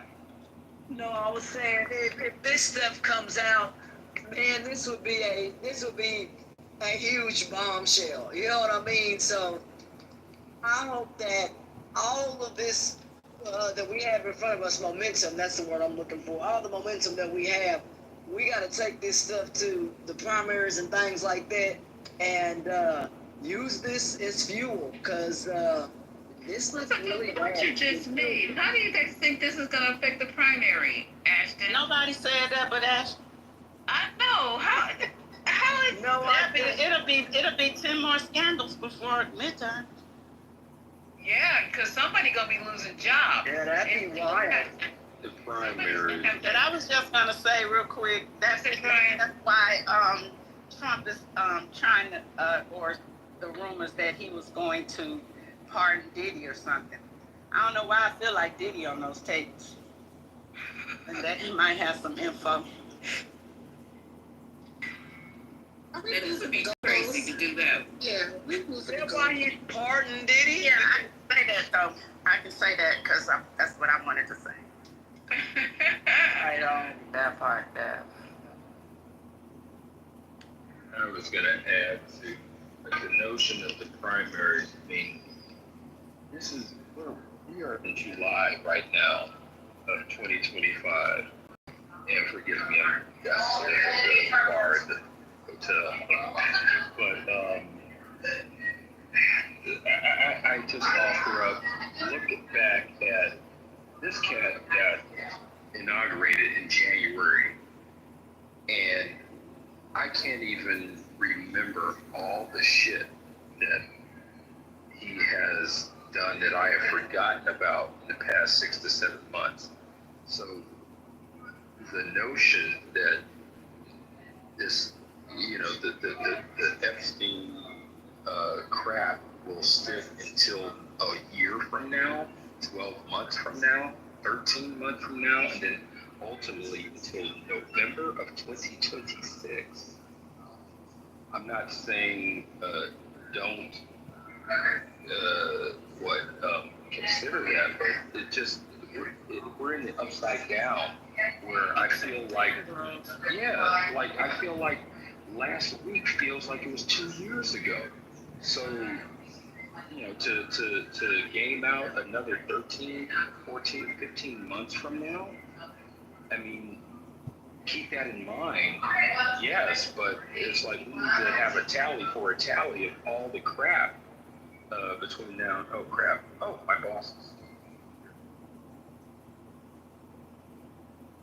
So what's really crazy, you guys, this is the MAGA's presidency. All this is happening under Trump's presidency, and it's almost like it's a normal day at the fucking office.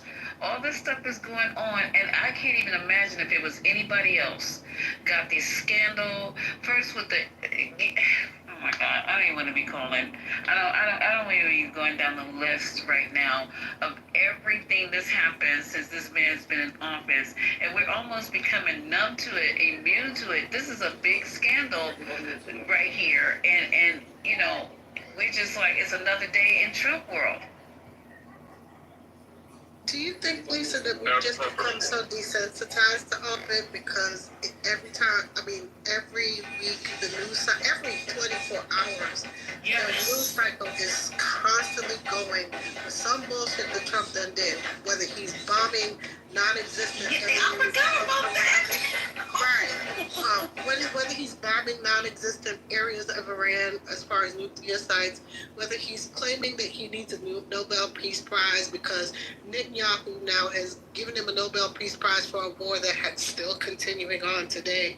I mean, like, it's every 5 or 6 hours, it's like something. And I think people have gotten, what's the word I'm looking for? Fatigued. To the whole thing, because we sit up here talking like, look, this is what happened. He raped a girl. He's just 13.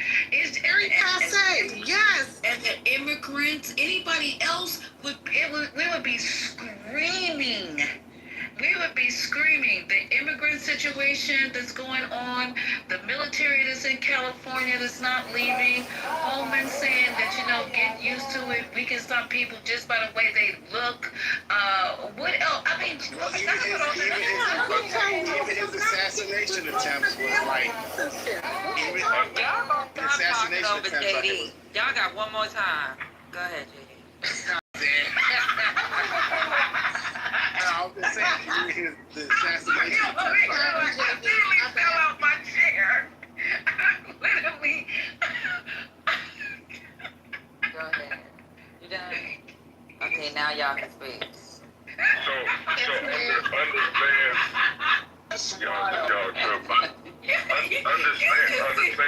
We need cameras over here. Understand that it's purposeful. So we have been groomed. Trump has been doing this since before he ran for office. All the stuff with his lawfare that he talked about, and the 34 felony count, and the January 6th trial. This has been going on for a while. So we have been groomed to feel this way. And then Steve Bannon never said what we all know. So we're talking about. I know I said it about 20 times this week about the whole strategy about flooding the zone. Look, follow the money. If anybody like my diehard fans in here, whatever, like diehard 3, diehard with a vengeance, where they literally talk about like, you know, basically they did this thing where they blew up like Wall Street or subway station Wall Street to divert them from a crime based on them like stealing gold. Sounds to say that all this shit, look at how Trump has enriched himself. They literally said the man has made $80 billion since before he ran until now. So it's at the end of the day, all this is just performative. Literally all of it. It's just to keep us like focused on all this other shit while he is in the back just robbing the store blind. That's all this is about. Yeah, I forgot about the plane. We don't even talk about that no more. We don't talk about nothing because every day is a new cycle of bullshit coming out of this administration, and we're just freaking numb. If this was our brother up there, anybody, even Biden, but even more so, Obama couldn't even get away with none. The sex scandal alone. Even the plane is performative. So it's something that he has. But I'm just saying, think about it. He's the president of the United States. You're not supposed to use the office to enrich yourself. He has literally made $80 billion. That's the number they give us or whatever. Off of like this meeting point. I think the Saudi Arabian government used this meeting point to do something other, like not the other day, but I think a couple months ago. Literally a foreign government used Trump's meeting point to pay something. I need to go look at it to be sure. But I'm saying he's getting paid. So all this stuff is just he's trying to make money. That's all. And all this stuff that we're looking at and we're in these rooms talking about is just all of this sort of keep your eyes off what he's doing. The grift that keeps on grifting, right, Mike? Because here's the grift, right? Just that. He's selling U.S. citizenship. I'm going to tell the kid. No, not you. There's another job. Yeah, I kind of missed what you guys were talking about earlier, but I'm, very much against what Big Pharma has been doing over the past couple of years, and there needs to be investigations and arrests at the corporate level, at the federal level, government level. It's been one giant grift, and it's a deception which continues to go on. So Kennedy needs to do as much as possible to fight back against this inhuman and murderous sterilization and destruction of our genetics and our bodies. That's my opinion.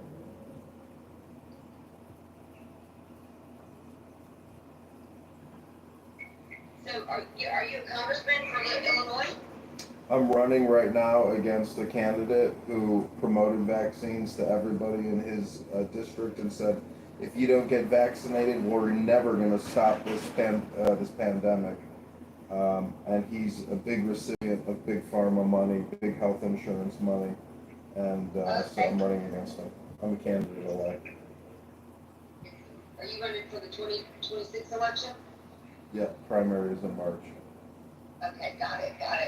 John ran for Senate in Connecticut, and this is who we have on speaker right now, who is now being put into the White Princess Hospital. We're going up against the powers to be.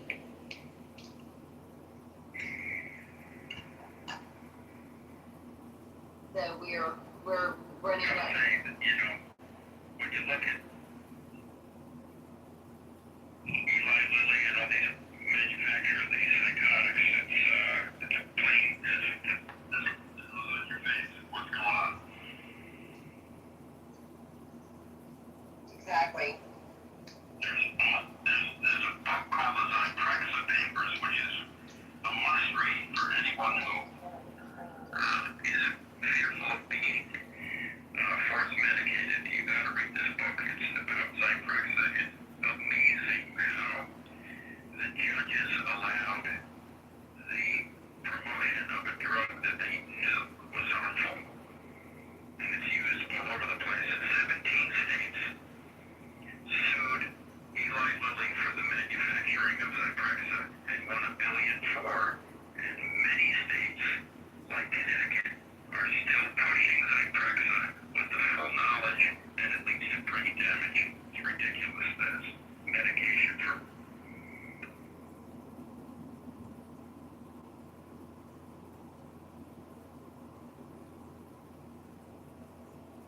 It's just like Prozac, which is also Eli Lilly. But there's a lot of drugs out there that you. Xanax, for example.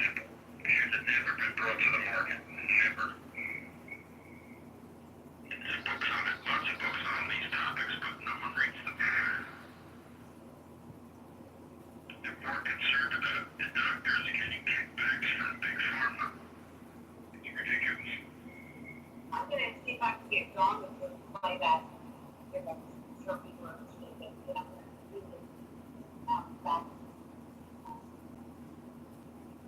going to do it back.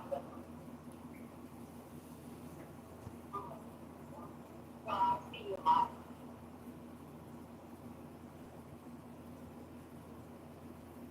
Yeah, I mean, before X was purchased by Elon Musk, the censorship on this platform and the censorship on Google and YouTube, what they label as medical misinformation, is absolute tyranny and censorship and disinformation.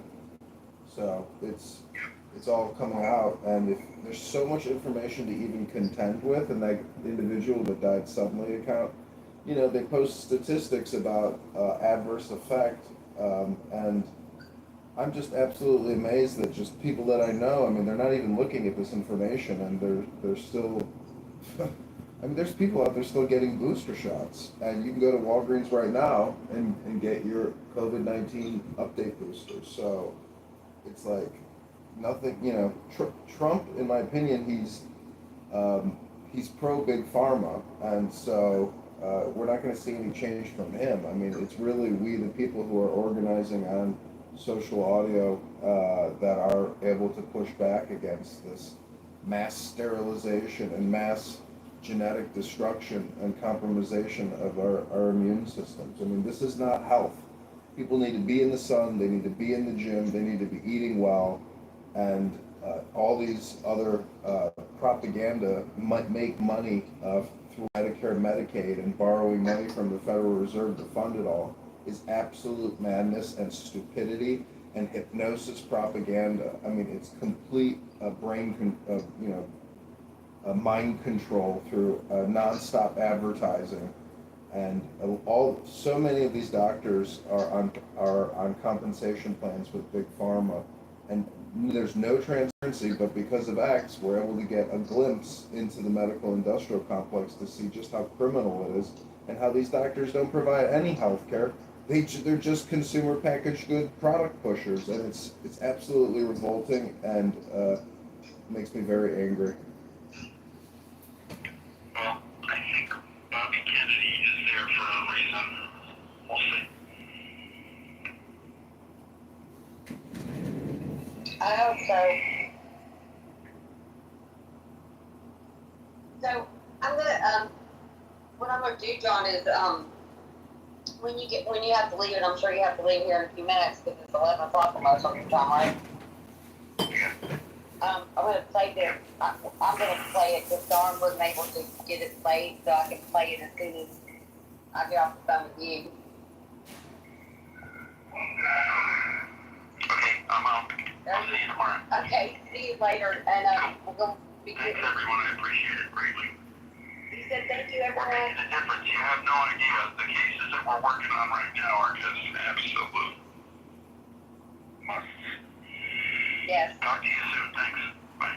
God bless you.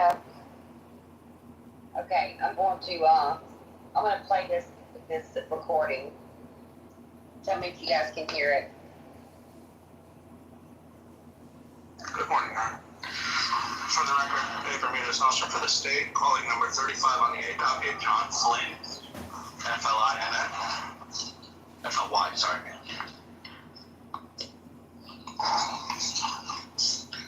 Good morning, Connor. Samantha Purnell from Mr. Flynn, who is present to my left. All right, what's happening, sir? Your Honor, the state has reviewed the defendant's postings on YouTube and BitChute, as well as his filings on civil cases. We have reason to believe that the defendant may not be competent to assist in his own defense. The state requested 545060. All right, can you tell me a little bit more about what forms the basis for that belief?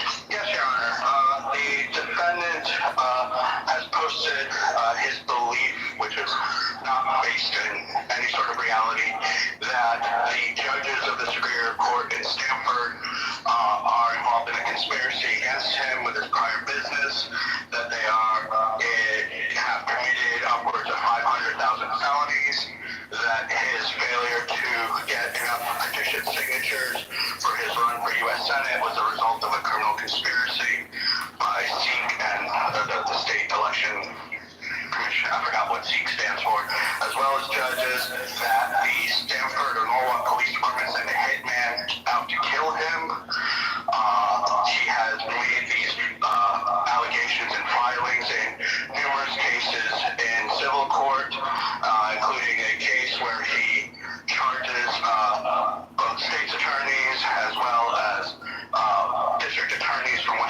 County of involvement in a conspiracy regarding 5G telephone operations that also somehow involve his campaign as well as his prior business. All right, but how do those things relate to the question of whether he can assist in his own defense and whether he understands the charges that he presently facing? Because I believe he's under delusions caused by mental illness. If you see his videos, he kind of links everything together. So I don't believe that he would be able to assist because there's a decent chance, and obviously I'm at a disadvantage because I can't speak to him, that he believes that these charges are based on part of this conspiracy. But these charges stem from threats made on YouTube regarding a friend's cases in Stanford court that he believes are also linked to this vast conspiracy to deprive his friend of a house and some patents. All right, thank you. Attorney Purnell? Yes, Your Honor, I am objecting to 54-50-60 at this time. I have spoken with my client, Mr. Flynn. He understands the charges that are being brought against him. We did have a conversation about moving this to pre-trial. He understands the charges that are against us, that are he's being charged with. He is able to assist me in his defense. As he said, they have not spoken to my client purely based on the YouTube videos. So I ask that we do not record the 54-50-60 into the court is still a time for the 54-50-60. I don't know if that's the personal medical worker and see if anything is needed with that document. However, at this time, I'm not going to 54-50-60 is necessary. All right, well, as the parties know, there is a presumption of competency under the law, and although I understand the state's concerns based on what Attorney Bermudez has reviewed, I am not going to find at this time that there is a justifiable basis for me to order a competency evaluation. As Attorney Purnell, in my view, is in the best position to make that, to draw the conclusions which I need to make a preliminary finding about before ordering such an examination. And at this time, I don't think that there is enough based on the two considerations under 54-50-60, understanding and noting your concerns and trade reviews. So I'm not going to order it at this time. What I am going to do, sir, is I'm going to move your case along to the next courtroom. So I'm going to enter not guilty pleas on your behalf on for a jury trial. And put the date down on the X docket. What date would you like, Attorney?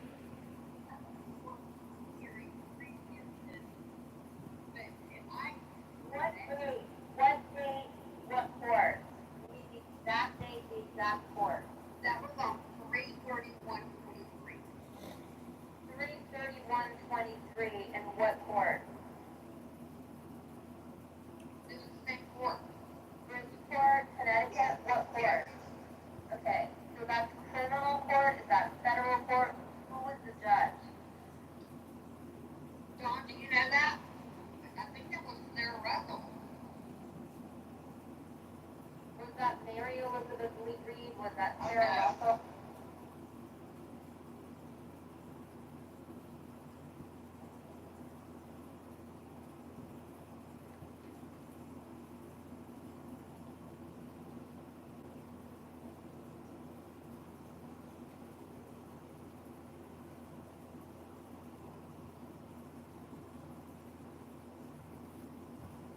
The basic things you need to have thought is that you can distinguish one thought from another thought. And so any account of like any mind you're gonna have is gonna have some sort of ability that their qualia is this qualia is different from this other qualia in a way that you can distinguish two different thoughts. What, by using different words to distinguish between separate thoughts? No. So what, did Sasha win like the gold medal or something for having just an annoying voice and saying the dumbest shit I've ever heard and wasting everybody's time? Is that what the gold medal's for? You always wonder why I don't bring and I literally never bring you up Congress. Wait, who even is this guy? Do you ever wonder that? Why? Oh, you think I really care that I don't get to go talk on your stage of superhero, Sam? Is this the conservative comedy Doge manga guy? Yeah, no, wait, yeah. no, I don't know if he's conservative. Correct. Congressman, how are you doing? I'm good. How are you doing, Bubba? How are you doing, sweetie? Hey, sweetie pie, how you doing? If you want, I can do my Sasha impersonation for you and talk very slowly. Andrew, why did it take the opportunity of calling this guy sweetie to present itself for you to start speaking? It's just, I think there's some ire that is raised in me that I will sacrifice things that probably have higher priority to just say something to him. It's very similar to when I hear Honey Badger say some of the stuff he does.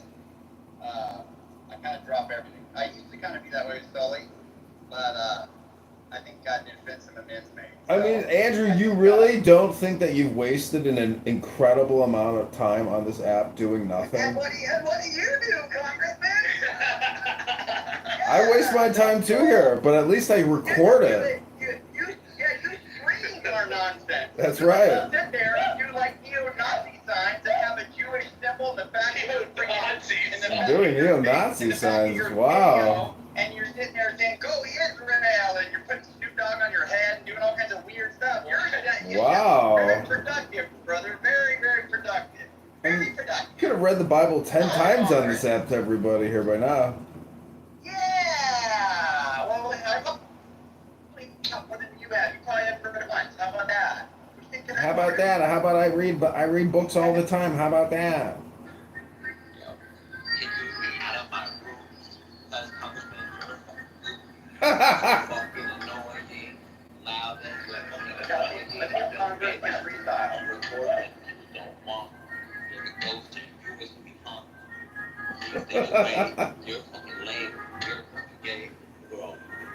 I mean, you're projecting in your hip hop.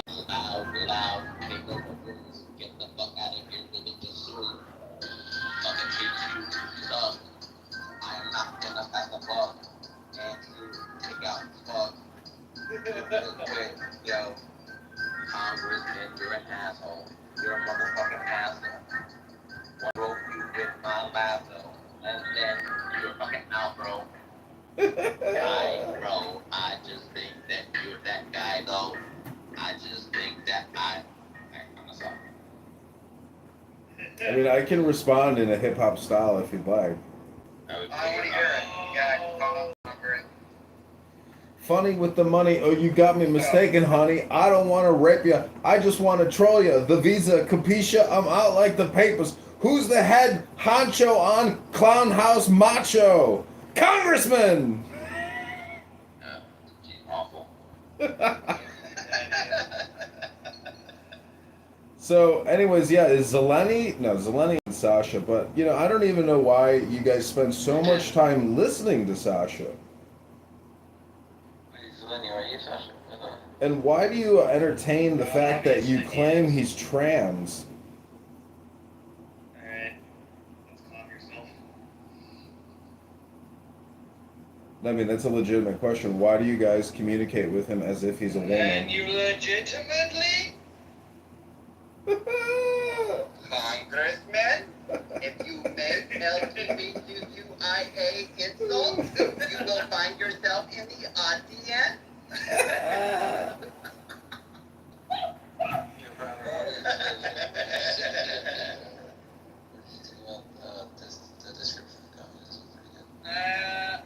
don't know. I couldn't read it. It was too small.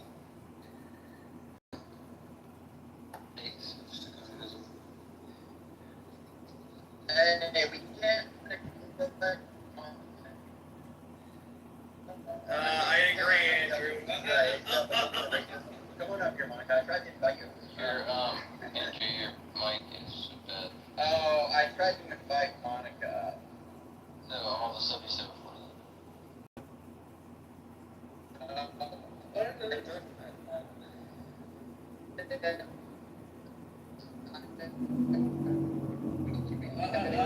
But we can have a little bit of, shoot, cut out.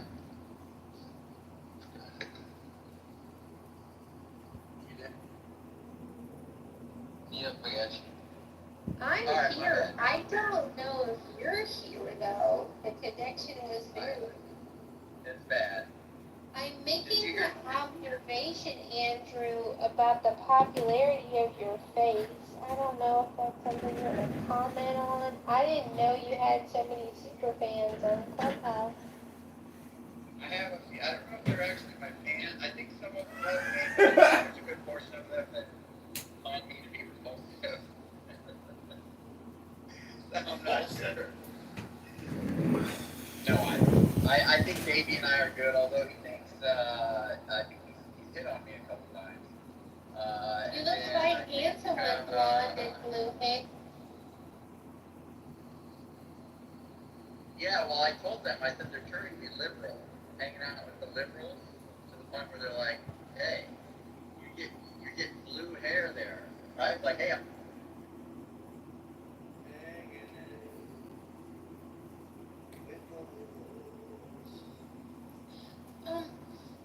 Andrew, do you ever worry that you're putting your family at risk for discussing ideas on Clubhouse? I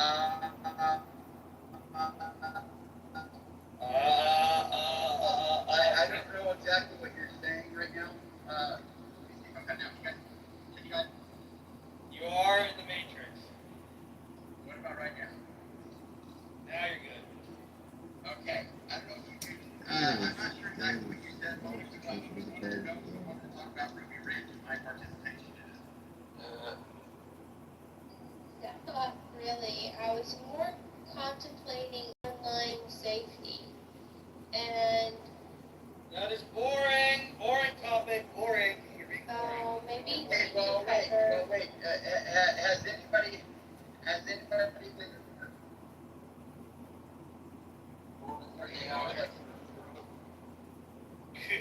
Yeah, you're in the Matrix. Has anybody heard? Yeah, I've been hurt before. on Clubhouse, they have had several murders and a murder suicide. Boring. Piper, Oh, I no. understand you're leading this room, and we can change the topic. Let's do that. So what would you like to talk about? Yeah, the new topic is something else. Has anybody ever had a bag of chips while they were on Clubhouse? That would actually be a more interesting topic to do. Why didn't you get better than this? I'm pleased to know that Piper's never said anything so controversial that people have threatened to dox and harm them and their family. That's good to know, Piper. Yeah, would you like to go on a extensive dossier about online safety? Is that what your desire is? Because the point that I'm making is not that online safety is important. The point that I'm making is you're fucking making this room really boring by droning on about it. Monica, are you at the end? That has nothing interesting to discuss.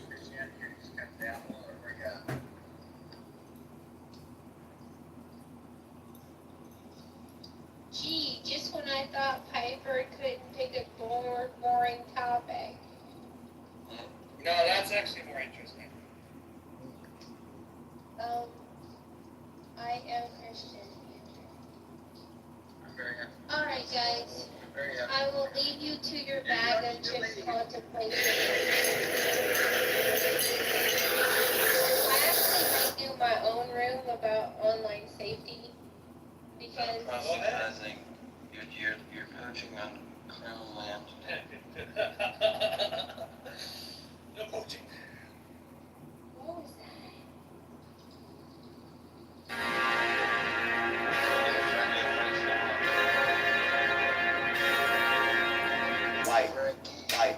Wipe it down.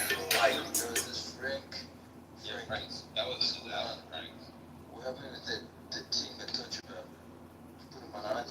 I'm so pissed off at all of you. Why has no one told me about weed torture? And all it takes is a 1.8 million BTU propane torch. Are you thinking or feeling any differently about what it means for you to be Jewish in this moment? Yes, I am. I'll let them go first. I hate the way some people are using anti-Semitism as a claim for anybody that is critical about a certain policy. You know, as far as I am concerned, compassion for every person in Gaza, you know, is very Jewish. And the fact that I abhor the policies of... I don't know, I just feel like I wasted my fucking time with him because I thought he had something to provide. Like, there was a point in time where Tom was actually, like, he provided content for, like, the community, you know, and he was actually engaging with people. And I just don't give a fuck. Like, I'm not gonna, I had 3 more debates to set up on and I just don't give a fuck. Yeah, like a total fucking bully. Yeah, that was curious. right. He put no work into it. He didn't read a single thing about the psychological harmony. He was just a confused moron.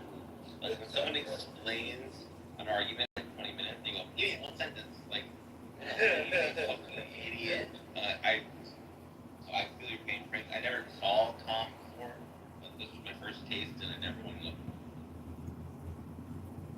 Sam, he wasn't like that before. Tom he doesn't give a fucking fuck. He just doesn't care. And the thing is that, like, I'm frustrated because, like, I told him, like, guys, I sent him a paper. I told Sullivan, send me the paper, I'm gonna send it to him. He'll look it over or whatever. He'll figure out, like, what it's about. Or, like, at least read something, you know? Even though there wasn't an abstract, but I should have sent him an abstract. Just so you get a good idea of it or whatever. And I told him this is what the debate's about. Like, I told him I paid for it. Like, Evidenceless, right? There's some that base their belief on cosmological design arguments. How likely is this that this was a sign from God? A direct breach of this rule. Ruthie, good for civil action against you for infringing my privacy and publicity rights. He acted like a man-child who was a bully, and not how you have a bad, like, you just, like, let them finish. He was interrupting constantly. He was just, like, being the one who controls, just like an inquisitor. Like, answer this question. It's like, how about you make your points and I'll make my points? You fucking control freak maniac. And I should have moderated better, but it's like, I talked to some of the guys on the server, and they told me, like, what you should do is, like, set up a server on other servers where he doesn't have mod powers, like, that way you can actually engage and not, like, run away with a little bitch. But it's like, I don't even know about one platform. I'm just like, I'm just so disappointed, because, like, I literally wanted a good debate. Like, I was like, he's gonna have to, like, really deal with this, and really engage in this, and people know Tom. Like, Congress knows Tom, Hiker knows Tom, fucking Sully knows Tom, all been on the server before. And it's like, he just completely fucking just shit the bed. And it's like, all I want to do is, okay, let's say we did understand the argument. I totally get that. Like, arguments like this, I have problems understanding the argument. Andrew has problems understanding the argument. Like, it's not a perfect argument. It's like, at least, like, if you don't understand the argument, the least you can do is, like, try to engage with the person and try to get them to break it down for you in a way where you can understand it. And we could have, not only that, but we could have brought up Sully or somebody else that would be able to like, maybe break down from it in a way that was simpler. Like, I understand it's a difficult argument to understand, but it's like, we can simplify it for you. Like, we can help you, but it's like, he did nothing like that. He completely, like, just like, seriously, just bullied his way through it. And I don't know, I'm just really pissed off.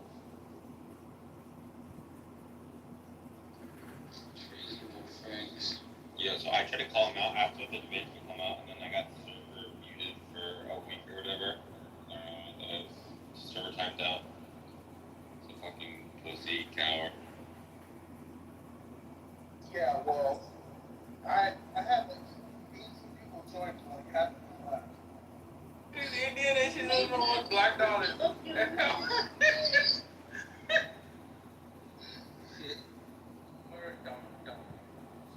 Are you trying to remain for interview? Well founded, but part of the way they dismiss it is just the electro university where like I never said that word. I just was talking about pistol shrimp, bro. no, I did. I'm not saying I'm not trying to support it necessarily, but I'm saying it's dismissed. The way it's dismissed is in my opinion not convincing. Johnny would be able to speak to this. Johnny, what do you think about that? That whole, you know what I'm talking about? Talk about the Dr. Bolt's project. Now, where you have electricity is like the prime force, like in plasma and whatnot, and its effect is misunderstood What's that way? not Oh, he had a star. considered in a lot of the phenomena we see in the natural world. At scale too, like at solar and cosmic scale. I think, people consider it, right? Like, there's the whole space and everything.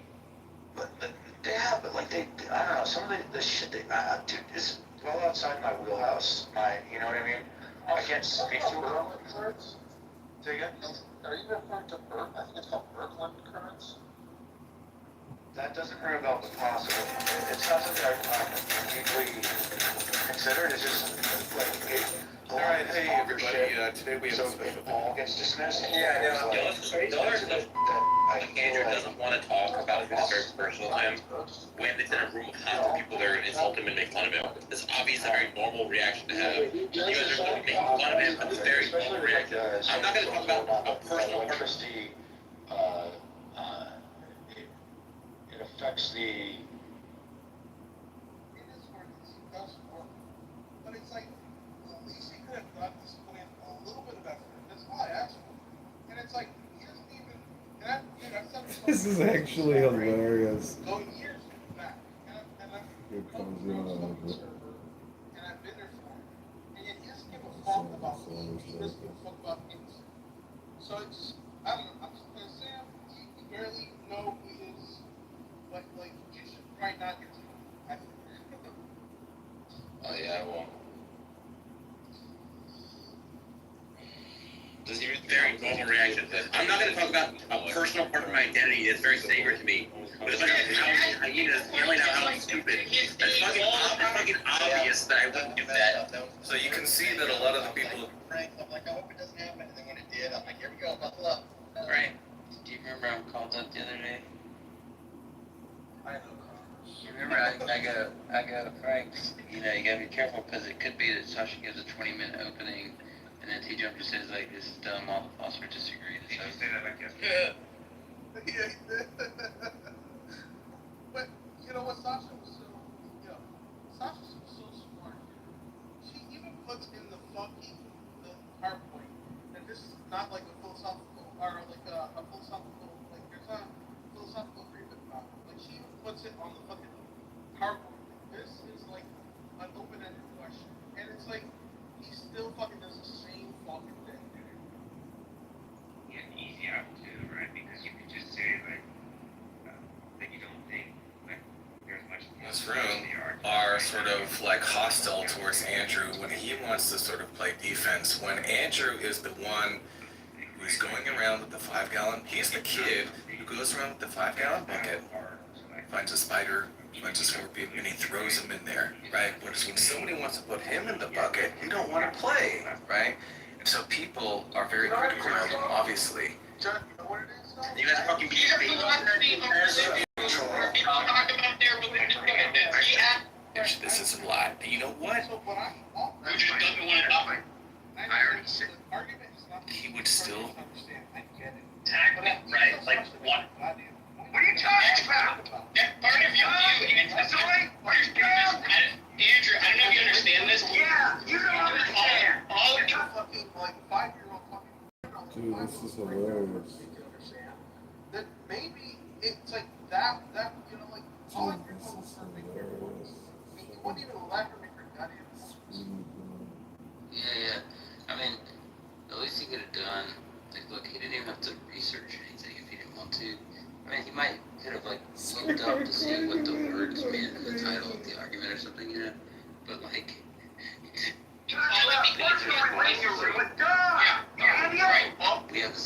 all the atheists. Yeah, not like you. So when I interview people on my stage, I don't ask them about talking to God. Because you paid Sasha. You understand that?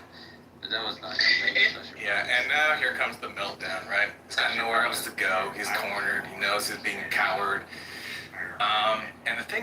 no one has sympathy for Andrew because Andrew orchestrates this type of thing. He says, hey, someone in the audience, come up so we can grill you, right? Grill an atheist. And this is just Andrew getting the same exact treatment. Andrew, you're a I don't ask them about talking to God. Your views. Yeah, You can't don't sit there saying some dumb stuff like that. When Sam Washington says something, we actually understand what's happening. You're saying you want to bring up in a conversation while being sarcastic and lying. I'm not going to have a conversation with him. I'm sorry, you're not thinking Dave. You're not thinking Dave. Off my show. Like he's become that type of debater now, where he's like, if you're not like,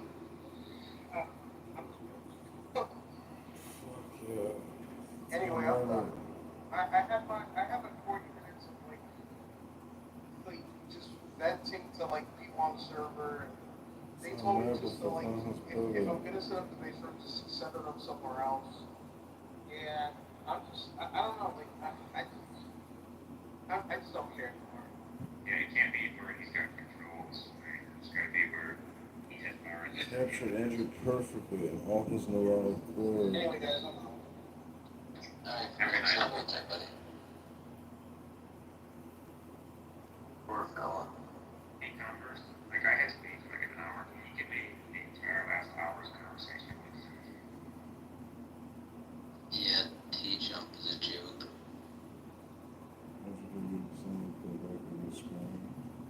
Can you give me the last so I can kick you? It didn't satisfy. Nothing. It's not valid with the thing. Yeah. That was hilarious though. Yeah. Like T-jump is just not worth engaging with anymore. But I mean I think after the Ariana's conversation it was like pretty much clear as day. Yeah, I mean he used to be like he seemed to be intellectually like honest and wanting to engage up to like 2 or 3 years ago. I'm not sure that he was ever intellectually honest, but he was willing to engage until he had a debate with AY.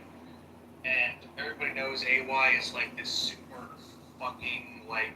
Basically, having a debate with AY is like putting your dick in a toaster. So like, I think that that spent him. And so now, when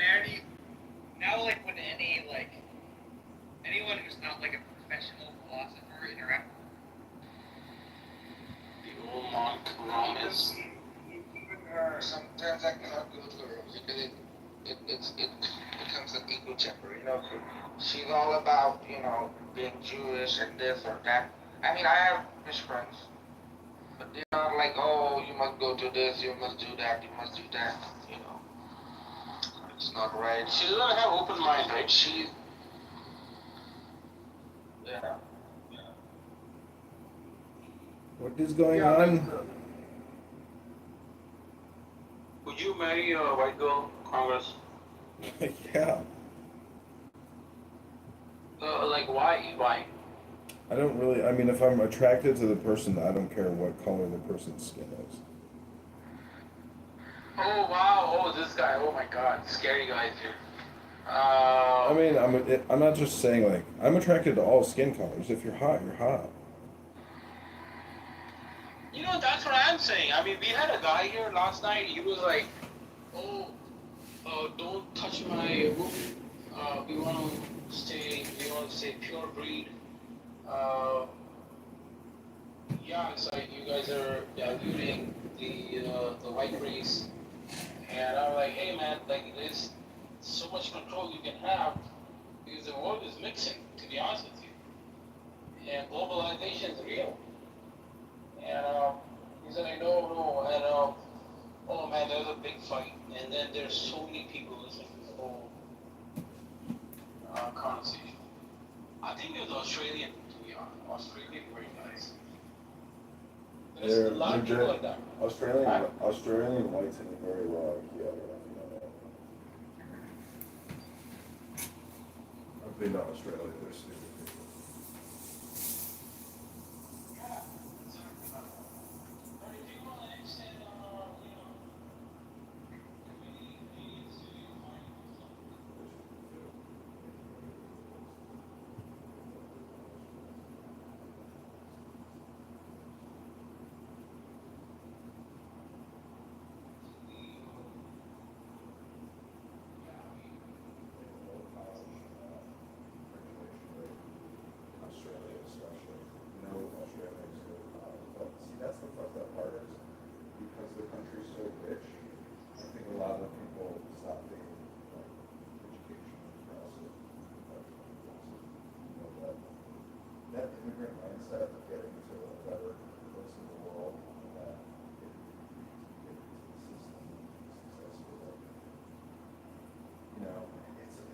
like first person mindset. It's like how to develop things actually.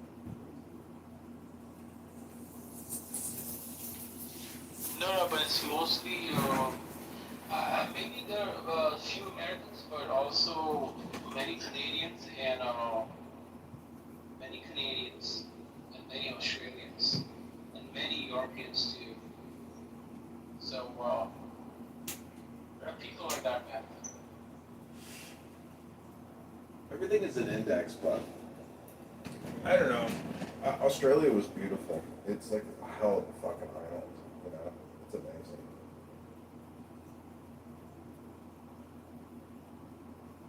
I like the beach though.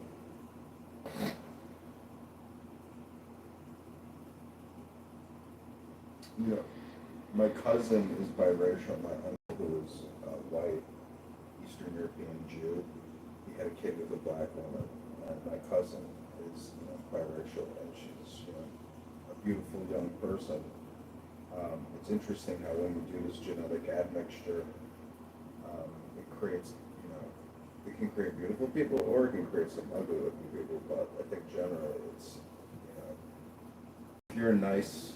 This is why I like Indians, because they're not black, you know. They have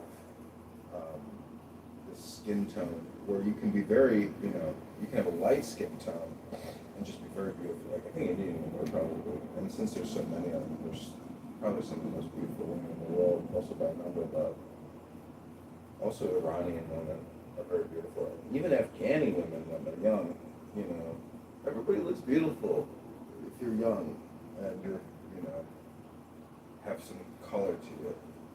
So, but it's not to say that, you know, a Norwegian or a Scandinavian at 20 also isn't also, you know, very beautiful. It's, you know, youth is beauty. So, youth and symmetry are beauty. Yeah, I think I agree with you because the kids are, I mean, if you, like, let's say a white guy married a Indian girl, I mean, the kids almost look like a white person. Like, I met so many, I was like, fuck, are you half Indian? I couldn't fucking even tell. And she was like, yeah, my grandma, she taught me Bharatanatyam and this and that. Like, she knows more about my own culture than I know. And I was like, whoa, I was a fucking crazy world we live in. And I think it's good for the gene pool, to be honest with you, if people mix. It's just my opinion. Well, I can, you know, my dad is Jewish and my mother is like German, English Christian. And what's interesting is, you know, I know a lot of Jews who have both Jewish parents, and many of these Jews have mental health problems and other physical problems. So I think when you do constantly, like, you know, rearrange the genetics and essentially cut it, and introduce, you know, a completely different genetic model, like, I think it does create probably better health outcomes. I don't know if it's, you know, you've seen those studies, have you seen the studies of like inbreeding and how it causes, you know, like specific genetic mutations? So I think, you know, cutting the DNA definitely does probably create interesting combinations, you know, but this is all like eugenics bullshit. I mean, this is what they were obsessed about in the 20s. This was like the science of the time, was this genetic breeding. Like, but it's really like horse breeding. So, I don't know, there's a way to do it. I'm sure you could do it mathematically and figure out what's the best way to do breeding, right? I'm sure there's lots of books about it. Yeah, but the South Americans have been mixing with the white race forever. Well, have you ever been to Brazil? Huh? Have you been to Brazil? Yo, that's what I was gonna say. Like, they all look Europeans. I'm like, what? And then my trainer, she's from Brazil, but like she looks like German, and she's like, so I asked her, right? Yeah. So it seemed like her father was a German, and then, you know, whatever. Yeah, Brazil's interesting. Like they have cities that are Italian, you know, so they have a very, very diverse European genetic display there. But then they also have African Americans because of the slave, and then they probably even have indigenous. Brazil is probably really high on the charts for diversity.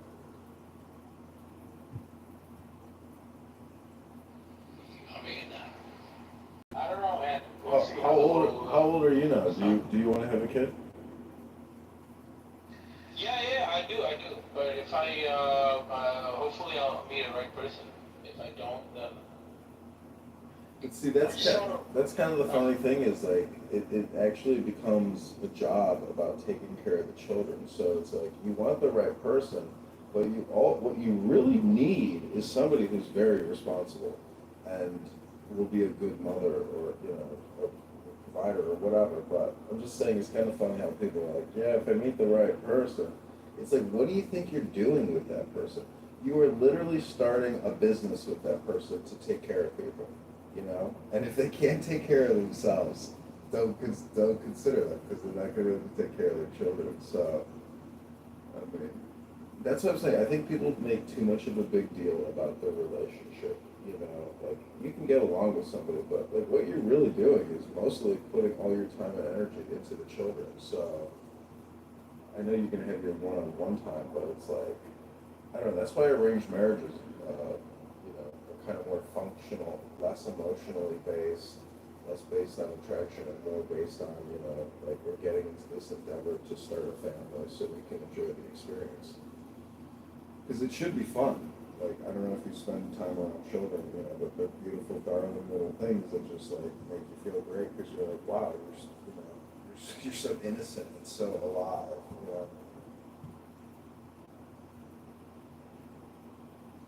Yeah, I mean, I think I kind of agree with you, but don't you want to have a moment with your wife, which is a little bit special because she's gonna mother your kids? I get what you say, but you can't always be contactable, right? Well, see, are you talking about sex then? Sorry, what?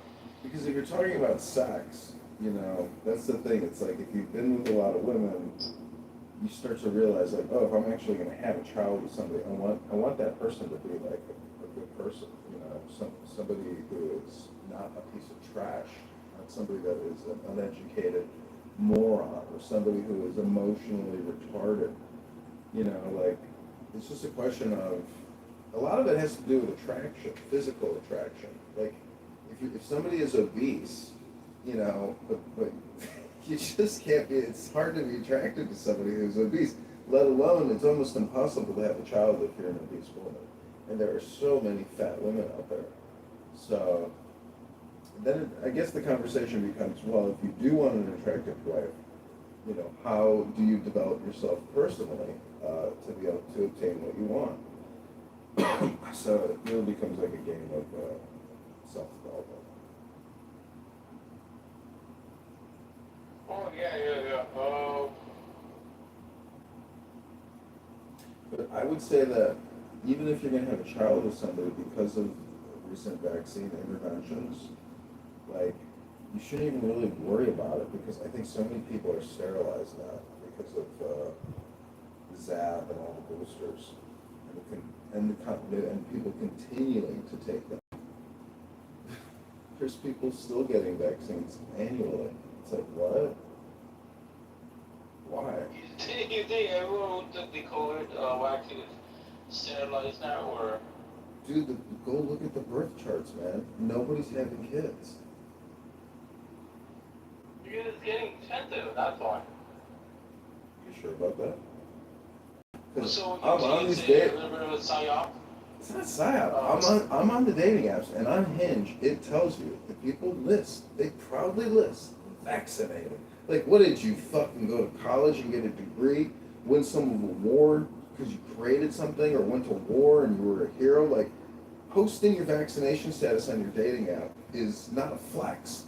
That shows that it's basically political signaling. I think that's the primary purpose of why people do it, but it's not a flex, and it really says, hey, I don't have children, and oh, also I'm back, so I'm a little worried that I might be sterilized now. There's people are projecting that when they post that. So what is that like? Okay, less humans, more robotics. We don't need many humans on this planet. That type of deal.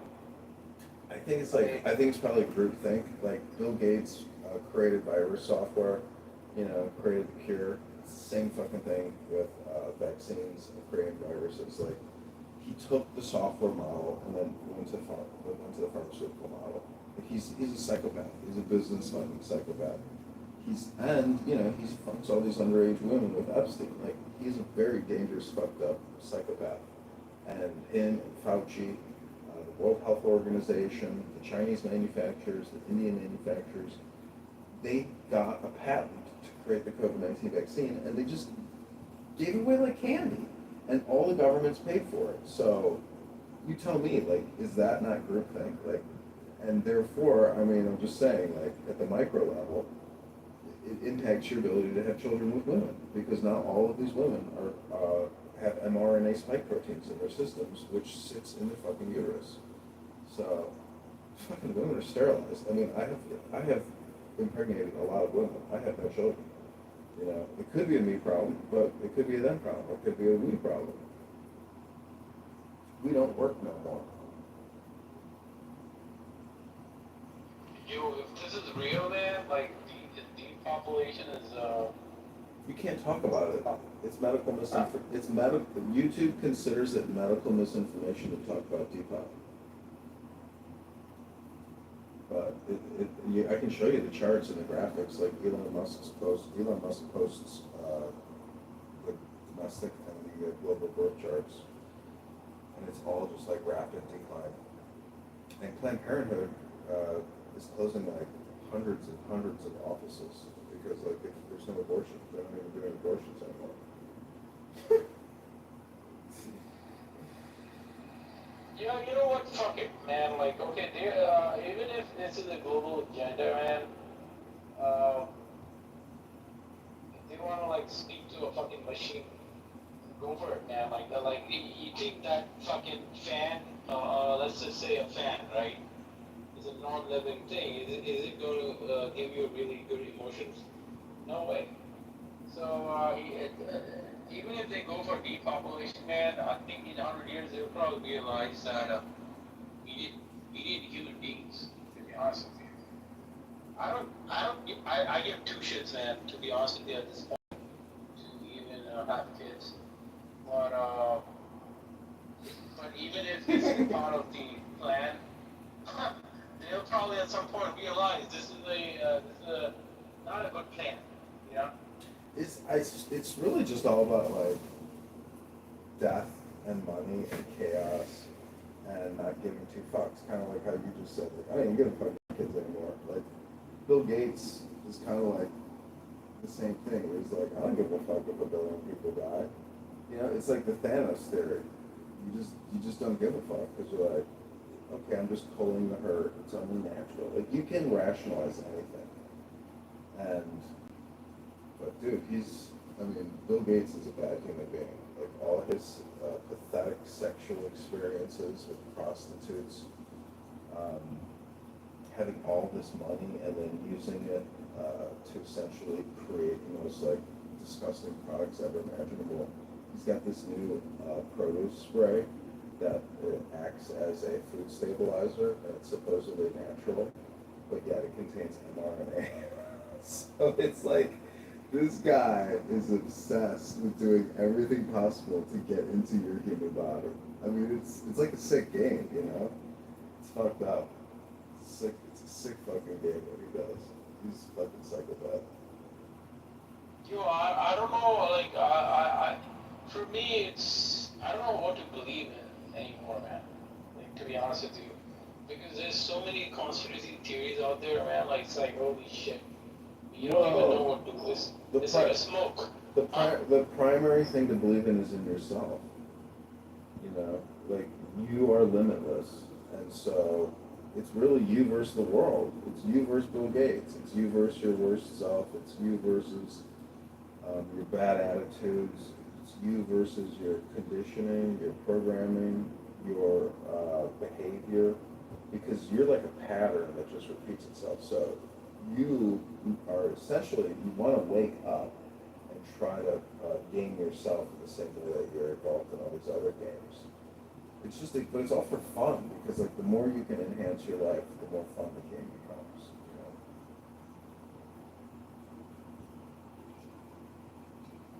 You know? Oh yeah, I mean, I agree with you. Spiritual game is the best game ever.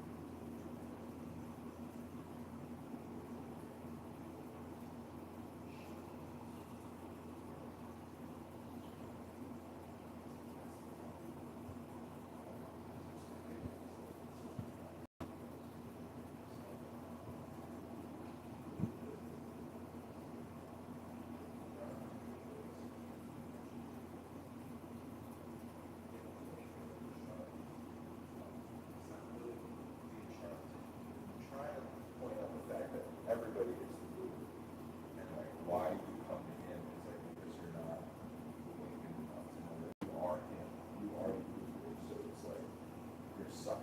It's like, so wake up and do what you gotta do. I don't know. It's all. I think it's about like optimization for success. That's what you can maximize return on investment.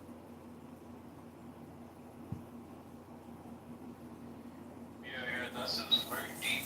Oh shit, man. We had a really good conversation about it. I don't think people think like this, to be honest with you. People are just like stupid conversations here on Clubhouse. People are pathetic they're on made, here. huh? People on here are pathetic, and you don't know what their real lives are like. And if you were to actually like sit in the apartment where they're talking on their phone, you'd be like, dude, like this place sucks, and you're pathetic. Like, how can you sit here and just ramble about meaningless, stupid shit like forever, all the time, and just pick these little fights like day in, day out? It's like you're crazy, dude.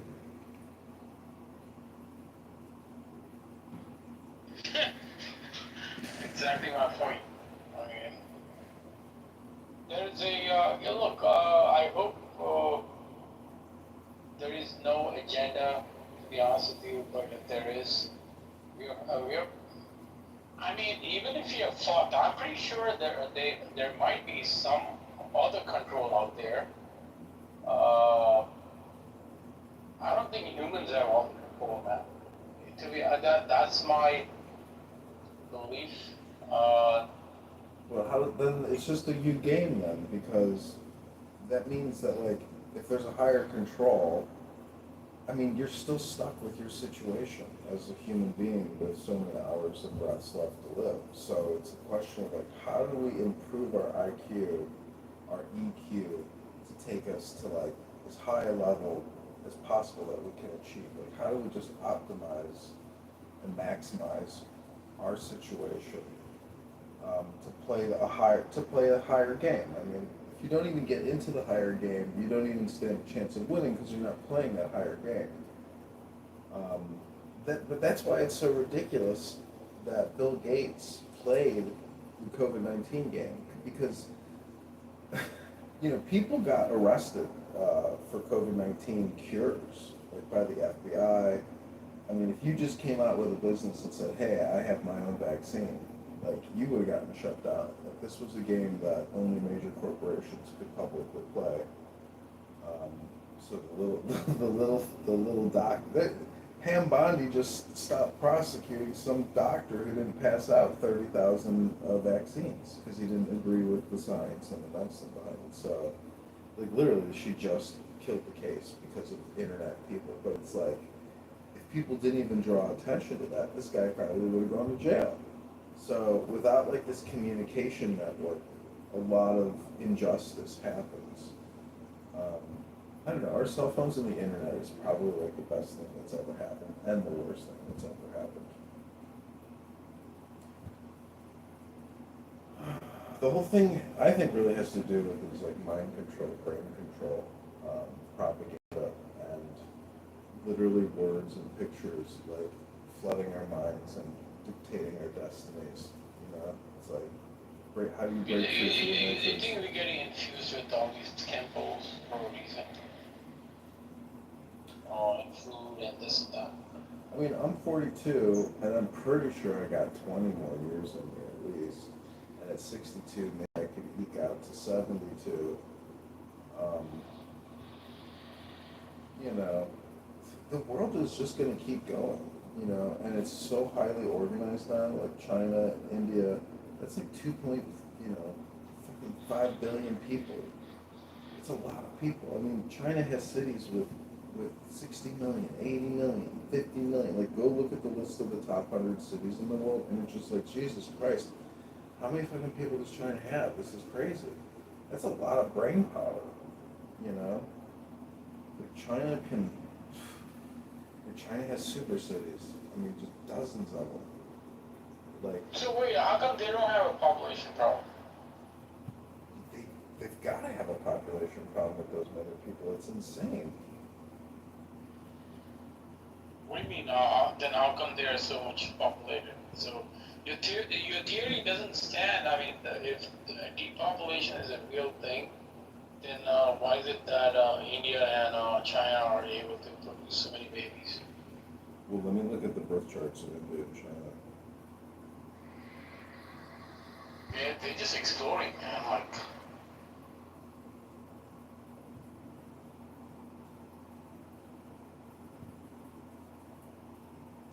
China's population recently experienced a decrease for the third consecutive year, with a decline of 1.39 million in 2024, bringing the total population to 1.408 billion. According to China government data, this downturn is primarily attributed to declining birth rate and a rising death rate, particularly among the aging population. Demographers predict this trend will continue, potentially leading to a significant population decrease in the coming decades. So 20, 30 years from now, with a decline of 1.39 million, that's like fucking nothing in a population of 1.408 billion. So 1,400 million, like 0.08% of the population is decreasing. So like let's say 1% a year, 10 years, 20 years, 20% decrease. But that still leaves them at like 1.2 billion in the next 10, 20 years. That's what I'm saying. I mean, the net plus is the problem is in the West, man. And I really feel like it's probably because of a economic factor. In the West, people are. Look, if I want to cut off, if I don't want this place to overpopulate, I just won't give you a job. Now, then, if you don't have a job, there's no honey. No honey, there are no kids. It's simple logic, man. I mean, I just cut off the economic incentives. So, I don't think it's that simple, to be honest with you.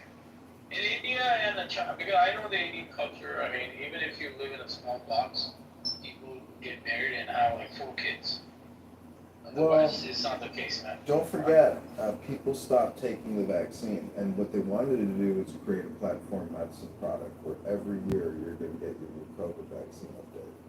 and people rejected that. So they lost the narrative, and on X, it all came out that, hey, everybody's getting a clot shot. People are getting myocarditis. Basketball players are dropping on the courts. Soccer players are dying on the fields. It's like the marketing couldn't hold up to the adverse reactions. But anyways, I mean, that's the theory. But anyways, because it doesn't really matter to me, like, what the whole society's doing. I'm more concerned about myself and, like, what am I going to do? And did I make a wise choice? Or did I fuck up and have a kid with somebody who I did not want to have a kid with? Or does it even matter?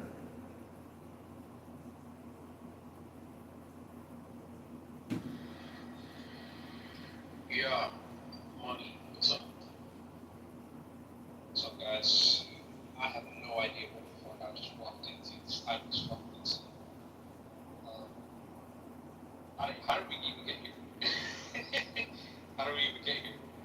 No, it's a JR. A loss of a white chain full. Jesus Christ. It's a classic JR title.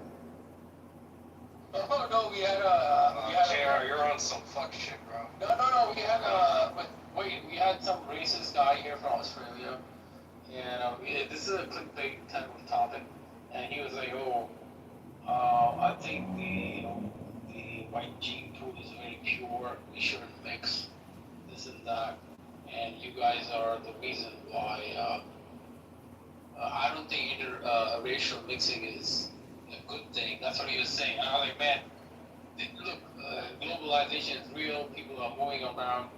There's no way you can stop this. And he was getting very pissed. And then it was a big room, so we were just trying to bait him back. Yeah. And one of these guys, they were some shit. He thinks he's gonna get like replaced in a couple of years by some Spanish dude. Yo, they don't. He doesn't like it. Like, this is what he said. Oh, he doesn't like it when the white girl actually marries a black guy, and then he gave the